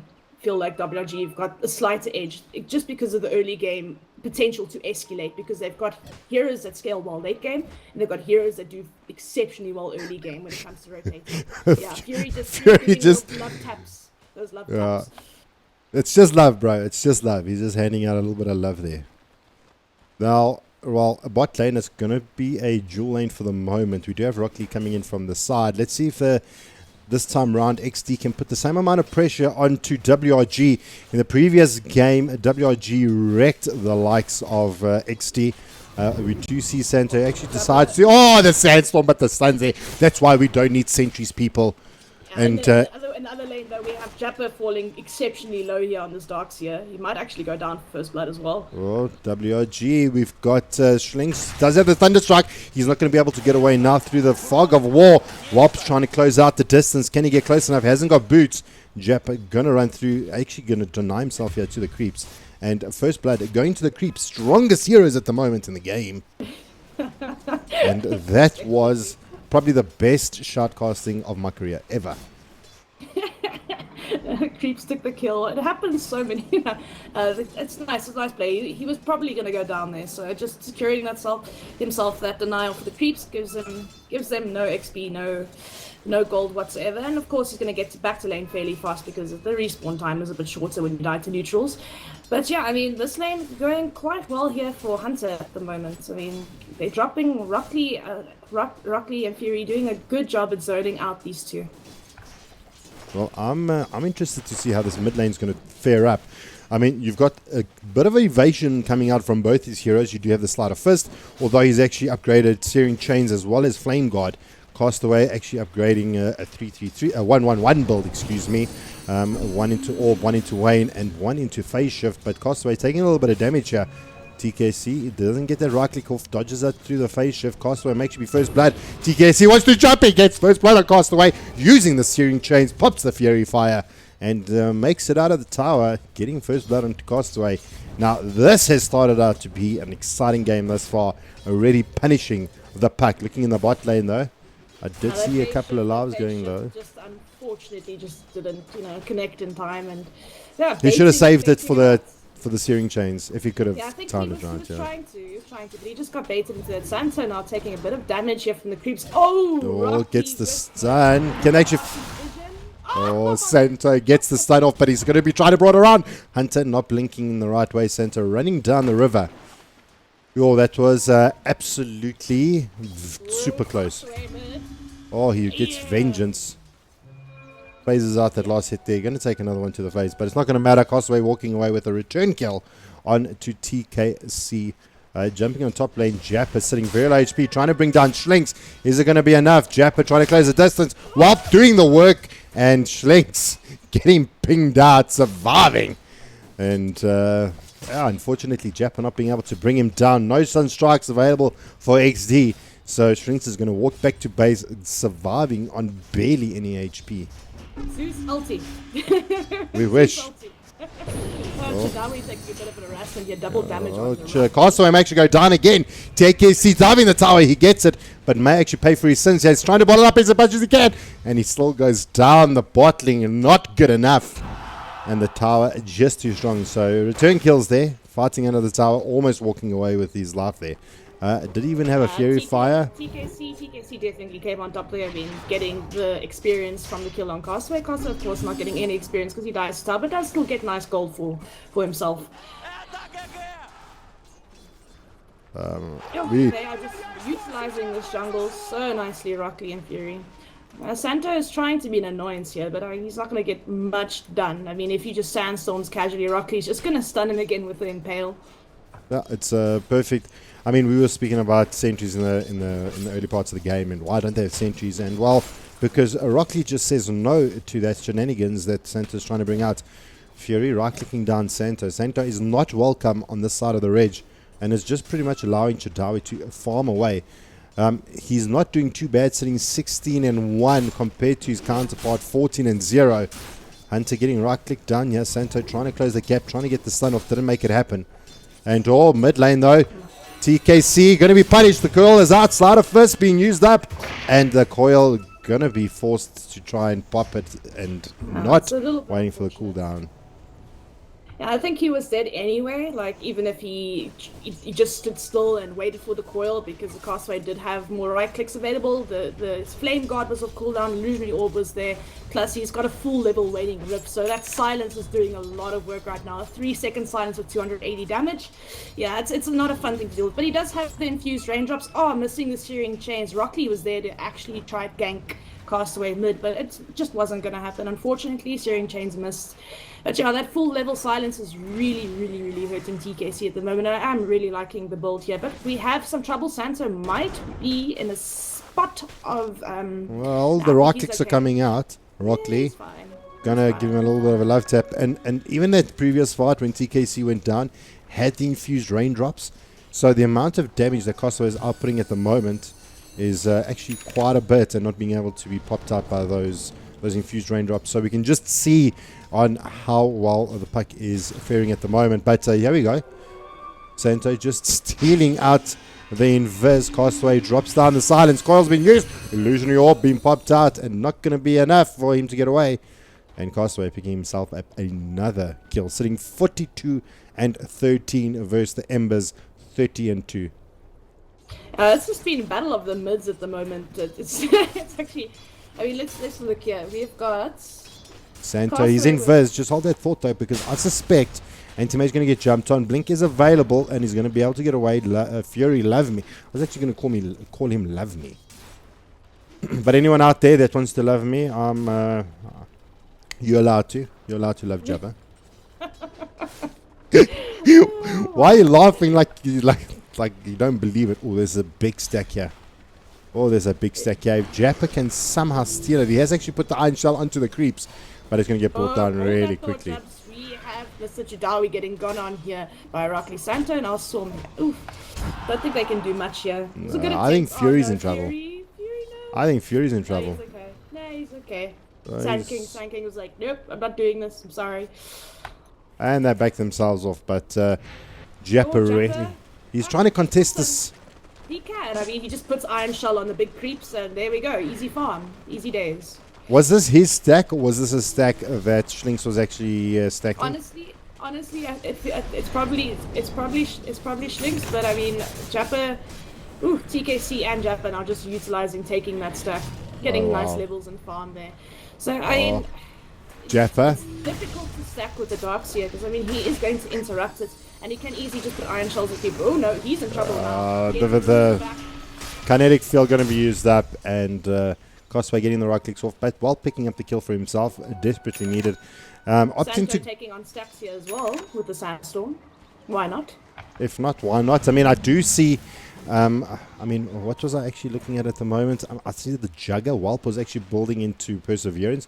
Do you think this could be a Battle Fury Juggernaut? That's something we don't see often. I mean, often we see the Diff Manta style build. Could it be it must be the Battle Fury, or is it the Lincolns? Like, I don't think it's the Lincolns. I think it'll probably be the Battle Fury, but Battle Fury. Definitely Battle Fury. I doubt it's going to be anything else. I mean, you could potentially build into a Lotus Orb as well if you really wanted to, but I feel like Battle Fury is definitely going to be the way to go here. Especially if he wants to contest the form of an anti-mage who's inevitably going to build into that Battle Fury. But yeah, easy kill for the Mr. Whelp over there. I mean, chasing it, but now he's going to have to wait for the creeps to come to the tower, otherwise he's going to take some nice damage, but the Quelling Blade's going to help him chew his way through the trees there. So bottom tower now being absolutely brutalized by Whelp. Right clicking away puts him ever closer to the Holy Connection for the Perseverance at the moment. Got himself the phase. So a little bit of different itemizing coming out from the two different teams here. I mean, Hunter decided to go straight up for the Manta. Didn't seem to finish it this time around. We have Whelp going for the easier build in terms of the Battle Fury, but mid lane TKC gets silenced up. Castaway deciding not to jump on it and just going to be easy farming up. What can we expect to see from the Pike? He's got the blink, he's already got his veil. We're going to see that Jules been coming out from him as well. I feel like Blink Dagger is going to probably be next into. He's got a cute. He's got a cute. So after the blink, I should have said. I feel probably Yule Scepter most likely is going to be the way to go. He could try go for the early Dagon strategy. What though? But as we say, Fury gonna get punished. The winner chicken dinner to Chadawi. We do get Rock Lee coming in and not going to be able to stop that, and easy kills. Unfortunately, Kali Crystal Maiden is very squishy and very susceptible to deals here, so I'm going to have to protect him just a little bit more, because, I mean, Chadawi is going to see this Crystal Maiden every time, and he's just going to go, hey, free food. This seems like battle for the Battle Furies. Hunter also building for it. Yeah, I mean, anti-mages always go for Battle Furies. I mean, I don't think I've seen anti-mage not go for Battle Fury into, like, Battle Fury, Aghanim, Scepter, you know, that type of thing, but... or even Battle Fury Manta into Aghanim Scepter. It depends which way you want to go. Mid lane though, we lose TKC. The TP comes in from Rock Lee, and that full level waiting rift is really hurting TKC mid at the moment. It really is. Carapace not actually stunning up Castaway. He timed his face shift pretty nicely there with the Spike Carapace. But going back to the Battle Fury thing, I mean, Whelp has to contest the anti-mage on farm, so has to get a Battle Fury himself. I mean, he can't just rely on his team doing well early game. He has to contest the farm. Oh, here comes the jewel. They've used it on Hunter. Epicenter's going to be here. They're going to try and bring him down. Can he TP out? No, he got the blink. Not quick enough, but TKC comes bot. Throws out the searing change. Chadawi maybe in a little bit of trouble. The Frostbite is there. Trying to right-click him out, and they get the Slider Fist off. Santo gets the stun down, but not going to be good enough because Castaway rocks up. Fury goes down. Another searing chains. We're going to lose and get a double kill here for TKC. Santo biting the dust. Schlinks comes to the party, and they decide to just get themselves here out of dodge. And I suppose a good fight for WRG that did bring down Hunter. making slow down on that Battle Fury pickup. It's a bit unfortunate. I mean, 26% spell shield at the moment, so it helped him out quite a bit. Feel like if they charged the Sand King ulti a little bit sooner, they could have possibly gotten a dual kill on there. But of course, Fury... Didn't they get it? I'm sure they did. No, they didn't. They got the kill just after the dual time. I actually thought he got it. It was literally like a split second. But TKC, hunting and ready for something. He's got the Flame Guard as well as the Invisrun. Maybe going to try his hand at Chadawi here. I don't know if he's got enough damage to actually bring him down. It's going to be kind of a challenge here, especially since he's got the press to attack. Yeah, no, that's sentry mid. No, not going to happen. No. Shenanigans avoided. Shenanigans avoided, and they bring it down. Now, Searing Chains do come out. Rocky going to get the stun off. And that is going to be pretty much all she wrote. Pinks come out in the bot lane. They're going to try and go in Santo. Frostbite comes out. Santo blinks out. Boris strikes out. They're going to use the freezing field. Costway throws down the waning rift, and now they've been called out, but a double snap coming out, and Hunter being able to survive through it. Fury does not actually get. Shame, man. Poor Fury. He just casted his CM ulti and immediately gets cancelled. I have a question for you though. I do have a question for you though. I need you to educate me a little bit. Ags on anti-mage. Okay. Jewel coming out from the Legion. Oh. What happens there? Does the winner get double the damage? Does it get... It would be funny. Like, what happens? Like, educate me, though. I actually have to see how that works, because, I mean, that would be hilarious, wouldn't it? If you double the damage, 2 deals. No, I don't think that. I think that would be a bit of because as far as I know, it's a Lincoln's and a Lotus Orb, so so it's gonna pop. But then he's gonna be dueling the anti-mage, dueling the Legion. Think about it. If Bloodseeker ruptures anti-mage with items, he gets ruptured as well. So I mean, it's pretty interesting. I want to know how that interaction works. Please do it, guys. Please do it. That would be so funny. I don't think I've ever actually seen that scenario, so... I know, Jabba's theory crafting through the roof tonight. Mechanics of Dota, hey boys? Wow, that would actually be pretty stupid. Well, it could be pretty fun as well. So the question is, I mean, then that... Boys and girls, ladies and gentlemen, if you can go on the wiki or on the Reddit or anywhere and see if this question has been posed before... That would help Jab out. Oh, but mate, you got TKC gonna bite the dart. There's nothing he can do here. Oh, he can! He remnants out, but he's gonna actually get snapped out. The Jewel wasn't there quick enough. And TKC surviving through. I thought he was down. Oh, jukes out the stun. Castaway got no more mana now. Rock Lee says, well, if I can't stun you, I'm at least gonna mana drain you. And WG... Disruptor's doing work. I mean, that glimpse is really doing work around this map at the moment, if you have to think about it, securing them a lot that they wouldn't have.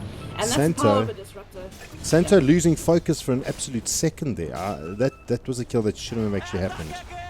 He tried to shrine it as well. No, he was sitting under vision of the tower. He sandstormed up, taking damage from the tower. TKC rocks up, he just walks back, stands still, and allows TKC to do nasty things to him. That maybe I think it was just a lack of focus.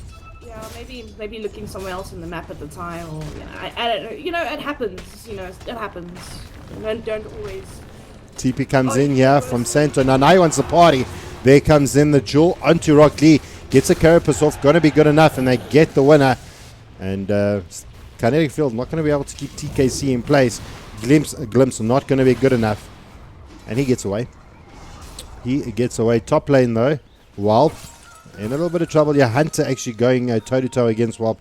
Seems to be the victor at the moment. Chasing Whelp into the jungle. So this time round, eXDee sitting 13 and 6. Let's take a look at the XPs or the net worths at the moment. We've got Castaway sitting at the top, then followed by Whelp, then TKC on the Ember, and then Chadawi. So anti-mage Hunter not sitting in the position that you would like him to be sitting in, but there's not much in it though. There's not much in it. It's kind of weird though, because like he had quite a lot of help in his lane as well, and I mean, He should have had a lot more CS than he has, and I agree with you there. But he also had to fight quite a lot. But it does look like they're on their way to try and gank this anti-mage. They are smoked up with the wave castaway with that early Veil of Discord, which hurts quite a bit. Static Storm is there. Silence comes out. Do they have enough? And they're going to use it to make sure they bring him down. So, guys, this is the way you deal with an anti-mage. You do not let him farm. You do not give him an inch, and you take him down. Top lane, though. TP comes in. Sand King wants to rock up to the party. TKC gets chilled out. Epicenter's going to come out. Does he have an element to get away? He's going to cast it now. And, he almost brought him down. He does. TKC still takes down the dirty Chadawi and bottles up. And he's going to be able to get himself out of there with the protection of Rockley and Fury.Love Me. Wow, that was well played. I thought that was definitely going to get punished harder for that. I mean, that was very well played by him.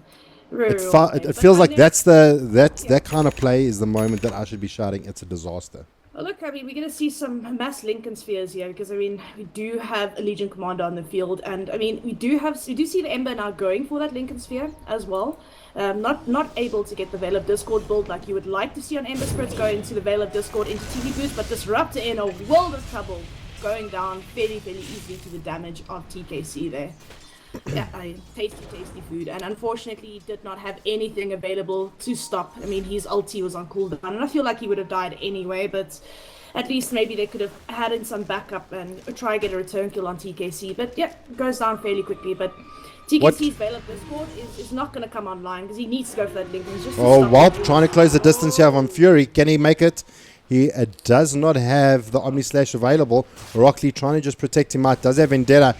Immediately gets little rooted out. Going to try and spin through it. Going to pick up the kill. Now the stun comes out from Rockley. They're going to try and turn onto Chadawi. The Carapace is there. They're going to not the TP is not going to be good enough. They're going to lose WAP, and they give away a 5 times killing spree. The blink comes out. Chadawi hiding in the trees. TKC finds him out. The ult comes in from Anti-Major. Not going to be good enough, but TKC does pick up the kill there. We've got Castaway running for his life away from Jappa. Jappa got the Hood of Defiance, got himself the wand, and I mean, hang on. Darksea in the previous game, Chadawi, did he pick up a mech? A first item? Yes. Okay, so Hood of Defiance is a little bit of... So Hood of Defiance coming out from Jappa is a little bit of a change of pace here for... No, Chadawi also did the whole Hood of Defiance thing first last game. He went... Is it? Okay, I wasn't paying attention. We were still talking about how much regen he had. Like, that's the reason why he survived on the ganks, because he had the soul ring as well as the ring of regen. And, Jappa. Oh, Santo's got his blink. Here it comes. The coil is down, but stun comes out, and Santo not going to be able to complete the epi. They do get the winner onto Fury. And we got Hunter going to be able to get away in the meantime. TKC does pick up the kill onto Schlinks just under the shrine. He's feeding on this Disrupt at the moment. To be honest, I don't blame him. He's quite behind on this Ember Spirit over here. Actually, almost got his link. This up's going to help him out quite a bit, but it's going to be a very late Veil of Discord. If he even still goes for it, we'll have to see. It's still quite early in the game. It's still valid. It can still happen, but I mean, looking at the comparison here, we've got Castaway now with a Blink Veil of Discord as well as almost Lincolns of his own. So yeah, it's quite a difference in farm at the moment and levels for TKC. But he needs to secure some space for, of course, Hunter to just farm up. Oh, he was smelling. Is he in trouble? He was smelling a puck. He was smelling a puck, but he's deciding I think Rockley smells a Sand King. Yeah. I don't think he has the I would say stamina to take on the likes of someone. Oh, immediate smoke up. They're going to make a play onto TKC. Silence comes out. The Lincoln's a spot, but the jewel is there. They're going to even throw down the Static Storm for this little bugger, and they're going to pick him up and take him down 9 times kill spree. And TKC down for 44 seconds, giving 758 gold to poor Mr. Disruptor. In the meantime, top lane, while getting a kill onto Rockley. Santa helping out there and just walking it off. But bot lane, can they make a play here onto Hunter?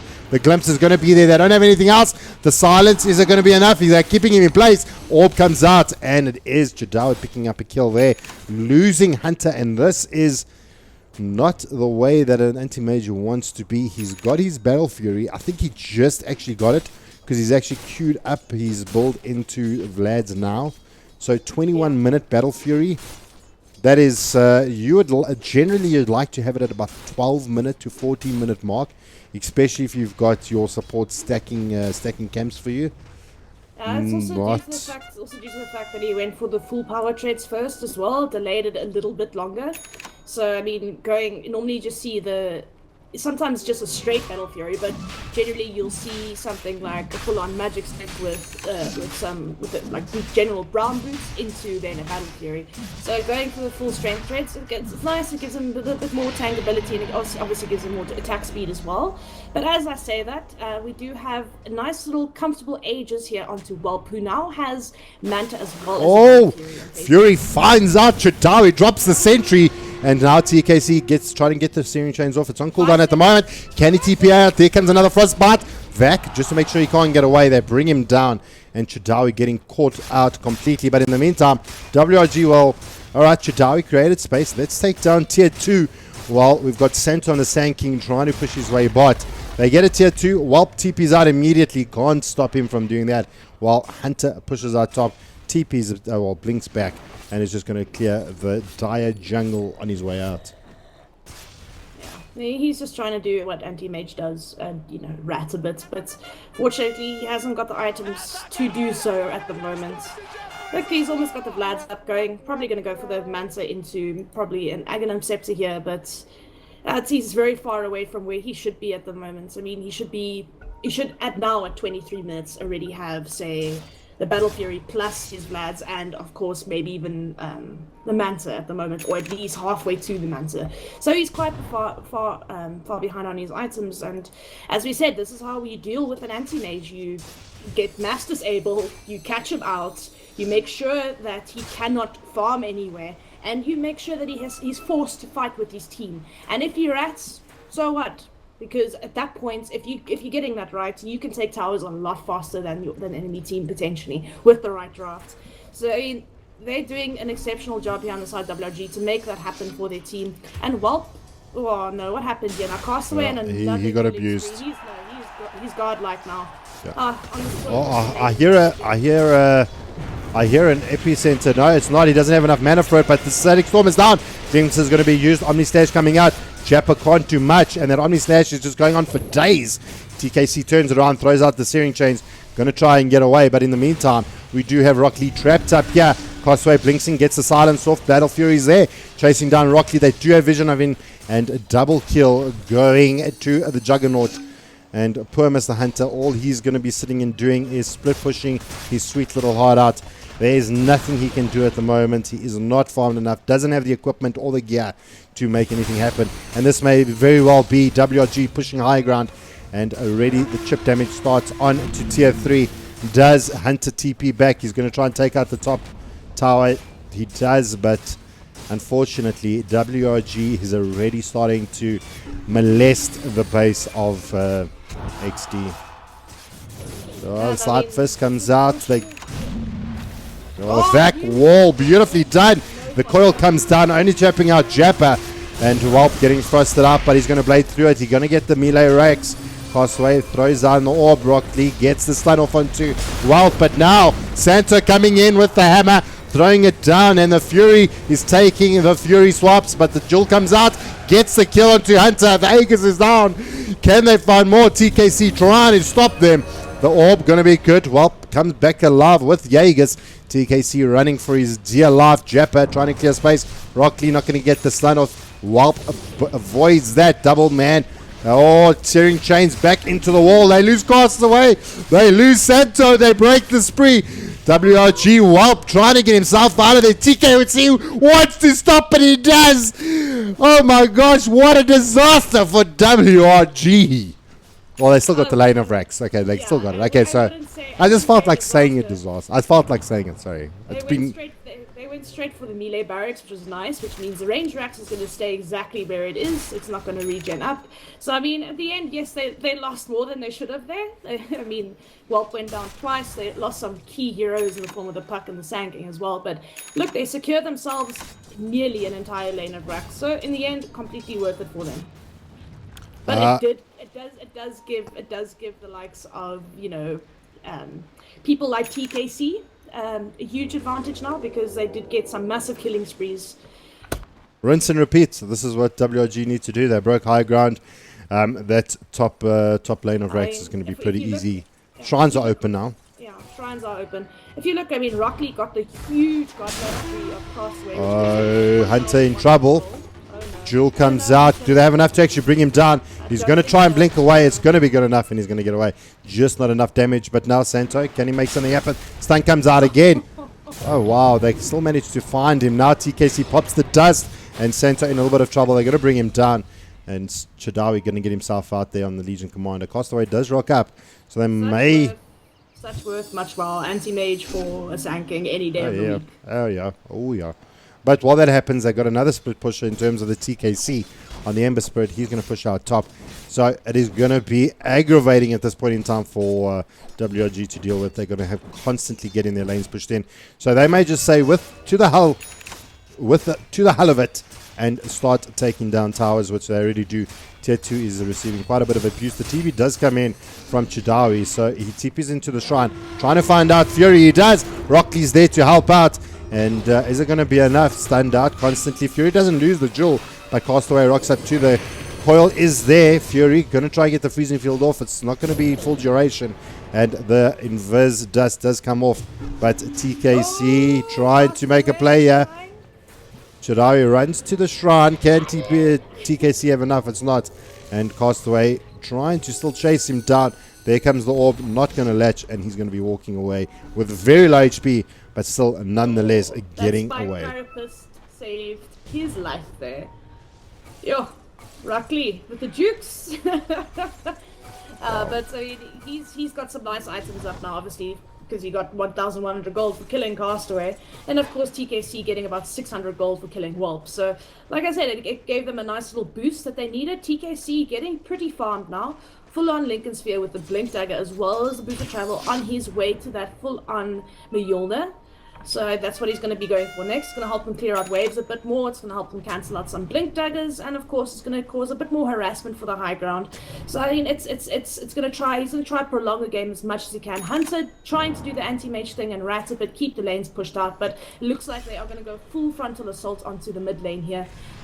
Oh, all right. Sliderfist comes out trying to clear the wave. They jump straight on to Rockley's. Are going to be enough. Two-man coil coming out. They're going to keep Jappa in place as well. Static Storm being dropped down, trying to deal with TKC. And it's now 5-on-1. He's going to be able to remnant himself out of there. The wall does come down.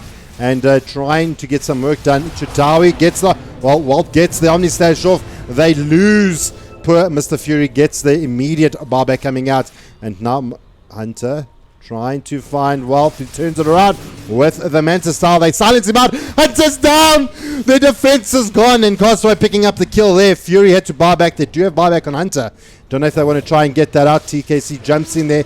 Gets the steering chains off. Do they have enough? The Whelp TP's out pretty easily. And it may actually just be the retreat for... TKC is playing his absolute heart out. I mean, he is trying his best to prolong this game as much as he can. TKC. Even jumping onto Chadawi. He's going to be able to get away. He's going to be able to get away. But also, he's got that Heaven's Halberd on himself now as well, so it's going to prevent the anti-mage from doing much. I mean, TKC, yes, his right click's nice, but it's his right click is not what's winning this game at the moment. Well, not winning the game, but helping them the high ground defense.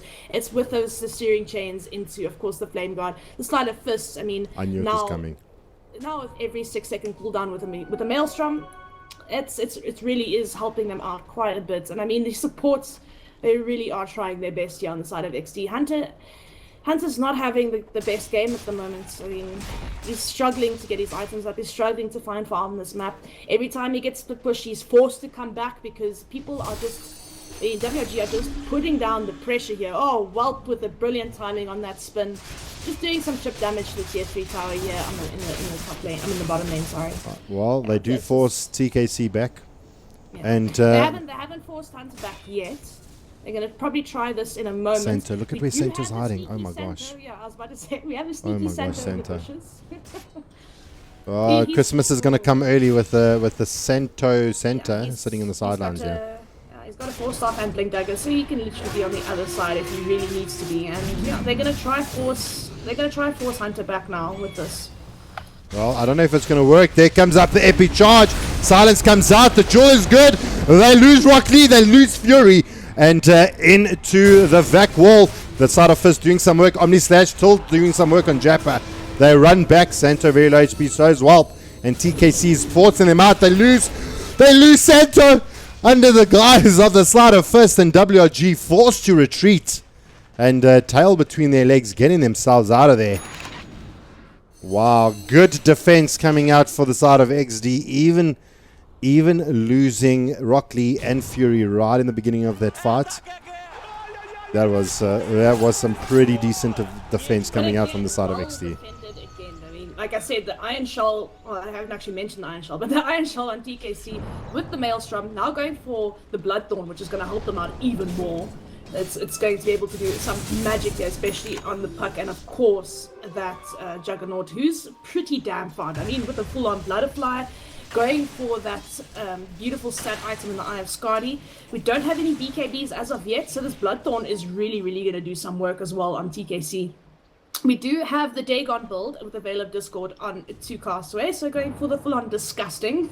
I spotted that. And once he hits level 25 with the 20 gold per minute, oh no! Fury. Fury here. This poor Crystal Maiden, he just wants to go ward his bush, man. Leave him alone. The abuse. Okay, well, he's down. That's a lot of defense down now, eh? The freezing field not available.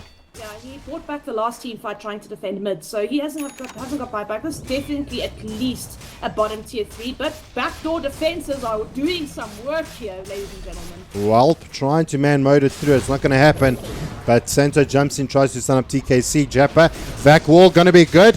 Into the stun out here from the next. They bring down Santo. Castaway in the meantime cleans out the top lane of Rax while he's ratting. TKC gets silenced up from the Static Storm, gets glimpsed back. Will be Chadawi. The Glimmer Cape going to try and keep up Schlinks alive.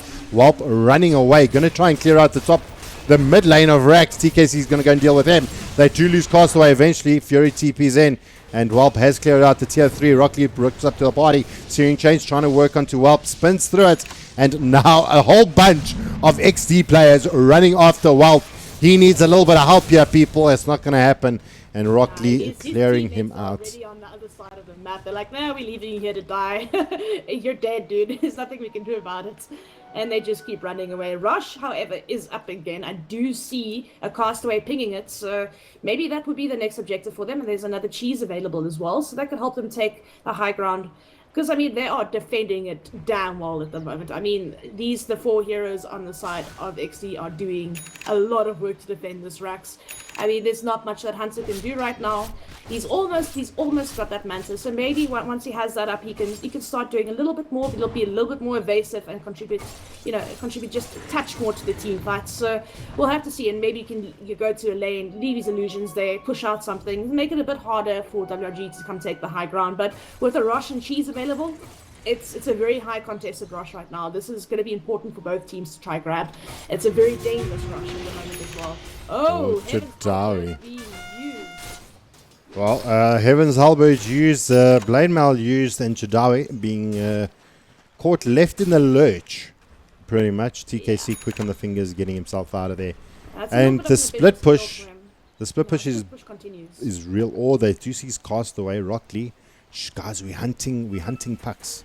It's going to be hard because the puck has silence, phase shift, and as well as a Lincoln Sphere, so it's not an easy kill, especially not for a solo Nexus Assassin that has...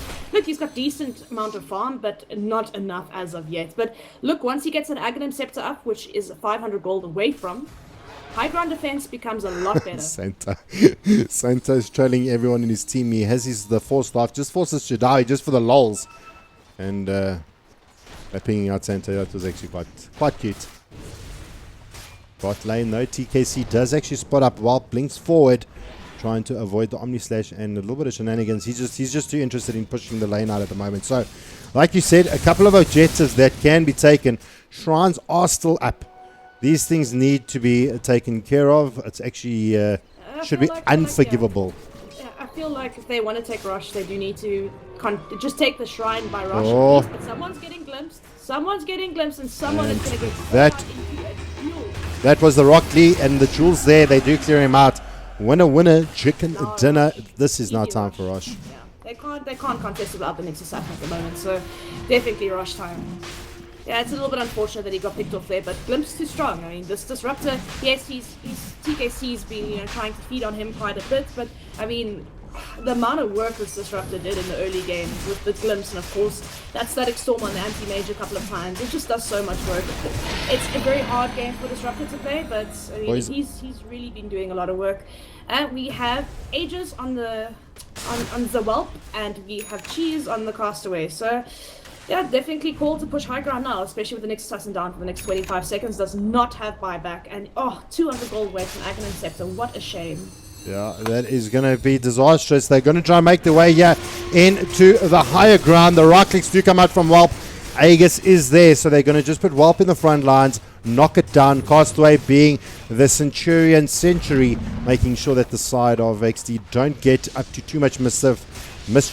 They're going to clear out the next lane of Rax. Going to work on the melee. The TP comes in from Rock Lee. There's the silence. They're going to get the vac off. No wall. The Glimpse is trying to get some work done here onto Whelp. It's not going to happen. The coil comes down. Epicenter going to be used onto Fury. He's done already. Wall is there from Japan. Not doing too much work. Lincoln's being popped up by the Dagon. Silence being used up into Wall. He's going to mentor out of it. Omni Slash coming out from the Juggernaut.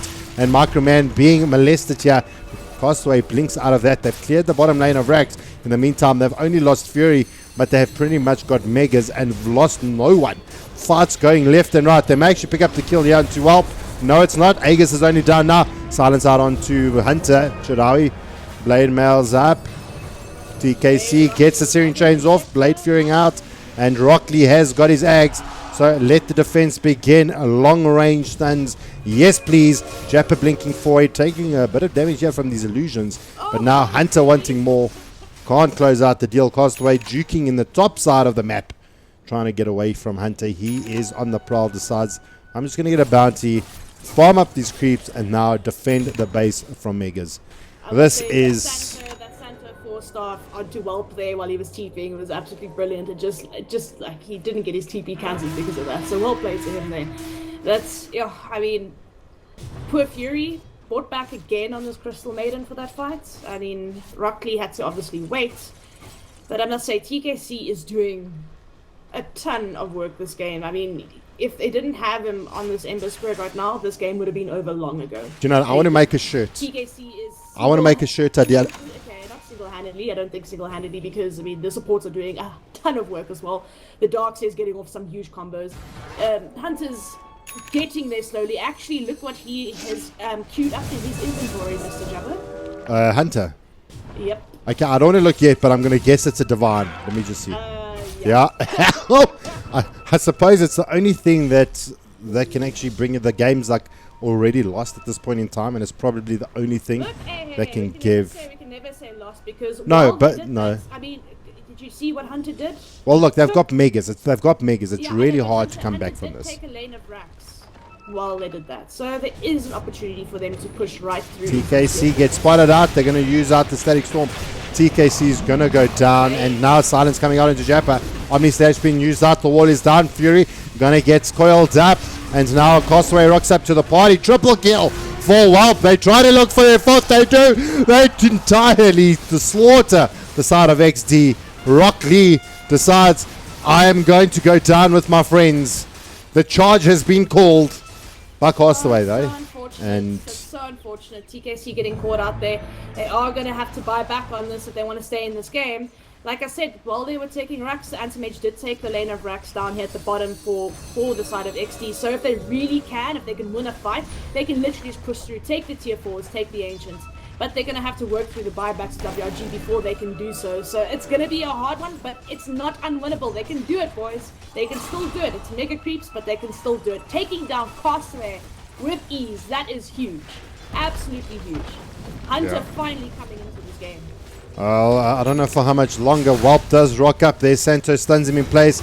Rockley is in position, and that is a dieback coming out for Hunter. Fury throws down the freezing field, doing a very little, to say the least. Rockley gets the stun off. He is actually in Ags mode at the moment, and Rockley is just going to be standing side by side watching his team go down. The stun does come out. Carapace is going to be used up. There's not much they can do. Throne is going to go down. WRG take game number 2, 2-0.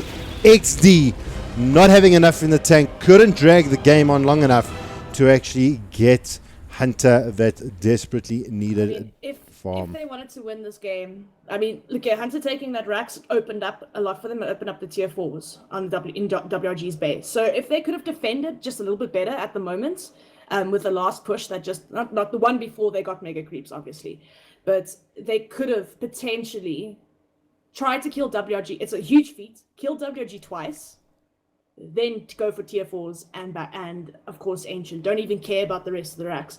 Hard thing to do, but it could be possible. The way TKC was playing, the way the supports were playing, the way they were defending, it was absolutely amazing to see. I mean, eXDee, I take my hat off to them. They really did well here. But, I mean, WRG showing who's boss yet again. And unfortunately, that kill onto TKC and as well as the anti-mage there when they got caught out by the secret shop. Maybe just send the courier next time, boys, instead of yourselves.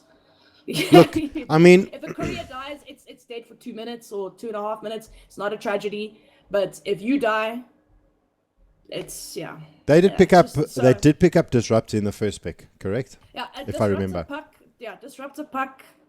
So obviously, it's going to be a hard game. It's going to be a hard game because you have ways to deal with the anti-mage. Then you have the anti-mage and the Ember Spirit. Really, TKC did really well considering that they really had like counters for him, Static Storm and Jewel.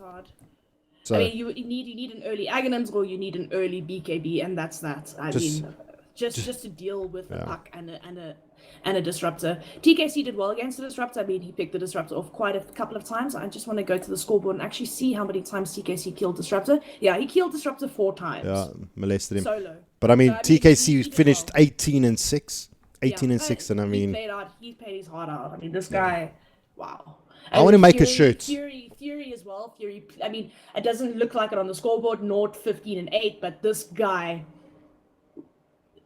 on this Crystal Maiden, he did so much work. And I mean, I just say they just did so much work. They tried to create as much space as possible for this anti-mage to finally come online. And they defended and defended. I mean, it's just, it was possible. They could have won, but they would, like I said, they'd have to kill WRG twice. And then make sure they're dead long enough to take on tier 4s and an Ancient with the glyph. It would have been a very hard task to do, but it could be done. We've seen teams come back from mega creeps. We've seen it happen. It's not impossible, but against WRG, it's a really hard thing to do. Yeah, no, absolutely. So I believe TKC did really well for the side of his team and for the side of WRG. Just some of the rotations coming out from Santo was like really on point. Everyone played really well, but I think just where Santo was in certain positions, positioning, drawing out a lot of the attention from eXDee made that difference. I mean, Rockley was constantly abusing Santo, so pretty much left the rest of WRG to do their things. And I suppose that's exactly what happened. So anything else you want to wrap up before we say goodnight? I think we've said as much as we can pretty much say. I mean, this is WRG. So it's always hard, but it's going to be exciting because there are certain teams that are catching up to WRG in South Africa. So, I mean, the next Rage, we might actually crown new champions. There are some people that are starting to contest WRG. And I feel like if you give some of these players a few more years, a year or two, especially people like TKC, Fury, those guys, definitely they could be sitting in the position of WRG very soon. I mean, eXDee is not a team to discount. They really are doing well. Absolutely. Maybe do a little bit more work on the carrying side, the last hitting abilities here. You don't want to see your anti-mage getting out farmed by the likes of a juggernaut. So that maybe could use a bit of work. Positioning. Look, they're positioning on average on eXDee relatively well, good, but getting caught out there when they had racks missing, to like it just with the game people were buying back, and it's just a bit unfortunate. I mean, rather send the Well, courier, let the courier die instead of you. But I mean, hey, anyway, it happens. it happens. Anyway, it's shout out to the MGOs of both these teams. Reddit from eXDee, I want an eXDee t-shirt. MGO from WRG Alvain, I'm also waiting for my t-shirt. I believe that was promised to me a while ago. So if you are watching, don't forget Jabba. But otherwise, well played to the side of WRG. Take the series 2-0. I am Jabba, joined by the lovely Succubus. This is pretty much a wrap. We hope that you guys enjoy your Sunday. And I believe end of leg 2. And is it the end of leg 2? And let's not forget all the fathers out there. Happy Father's Day to all you good papas out there. Take care of your kids, because without you, they're going to turn into Jabba. No, I think my papa was a good papa. Anyway, so from ourselves, wishing you guys a very happy Sunday, a great Monday, a awesome Tuesday, and whatever you find yourself doing during the week, just be safe and do Jabba things. From ourselves, good night and God bless.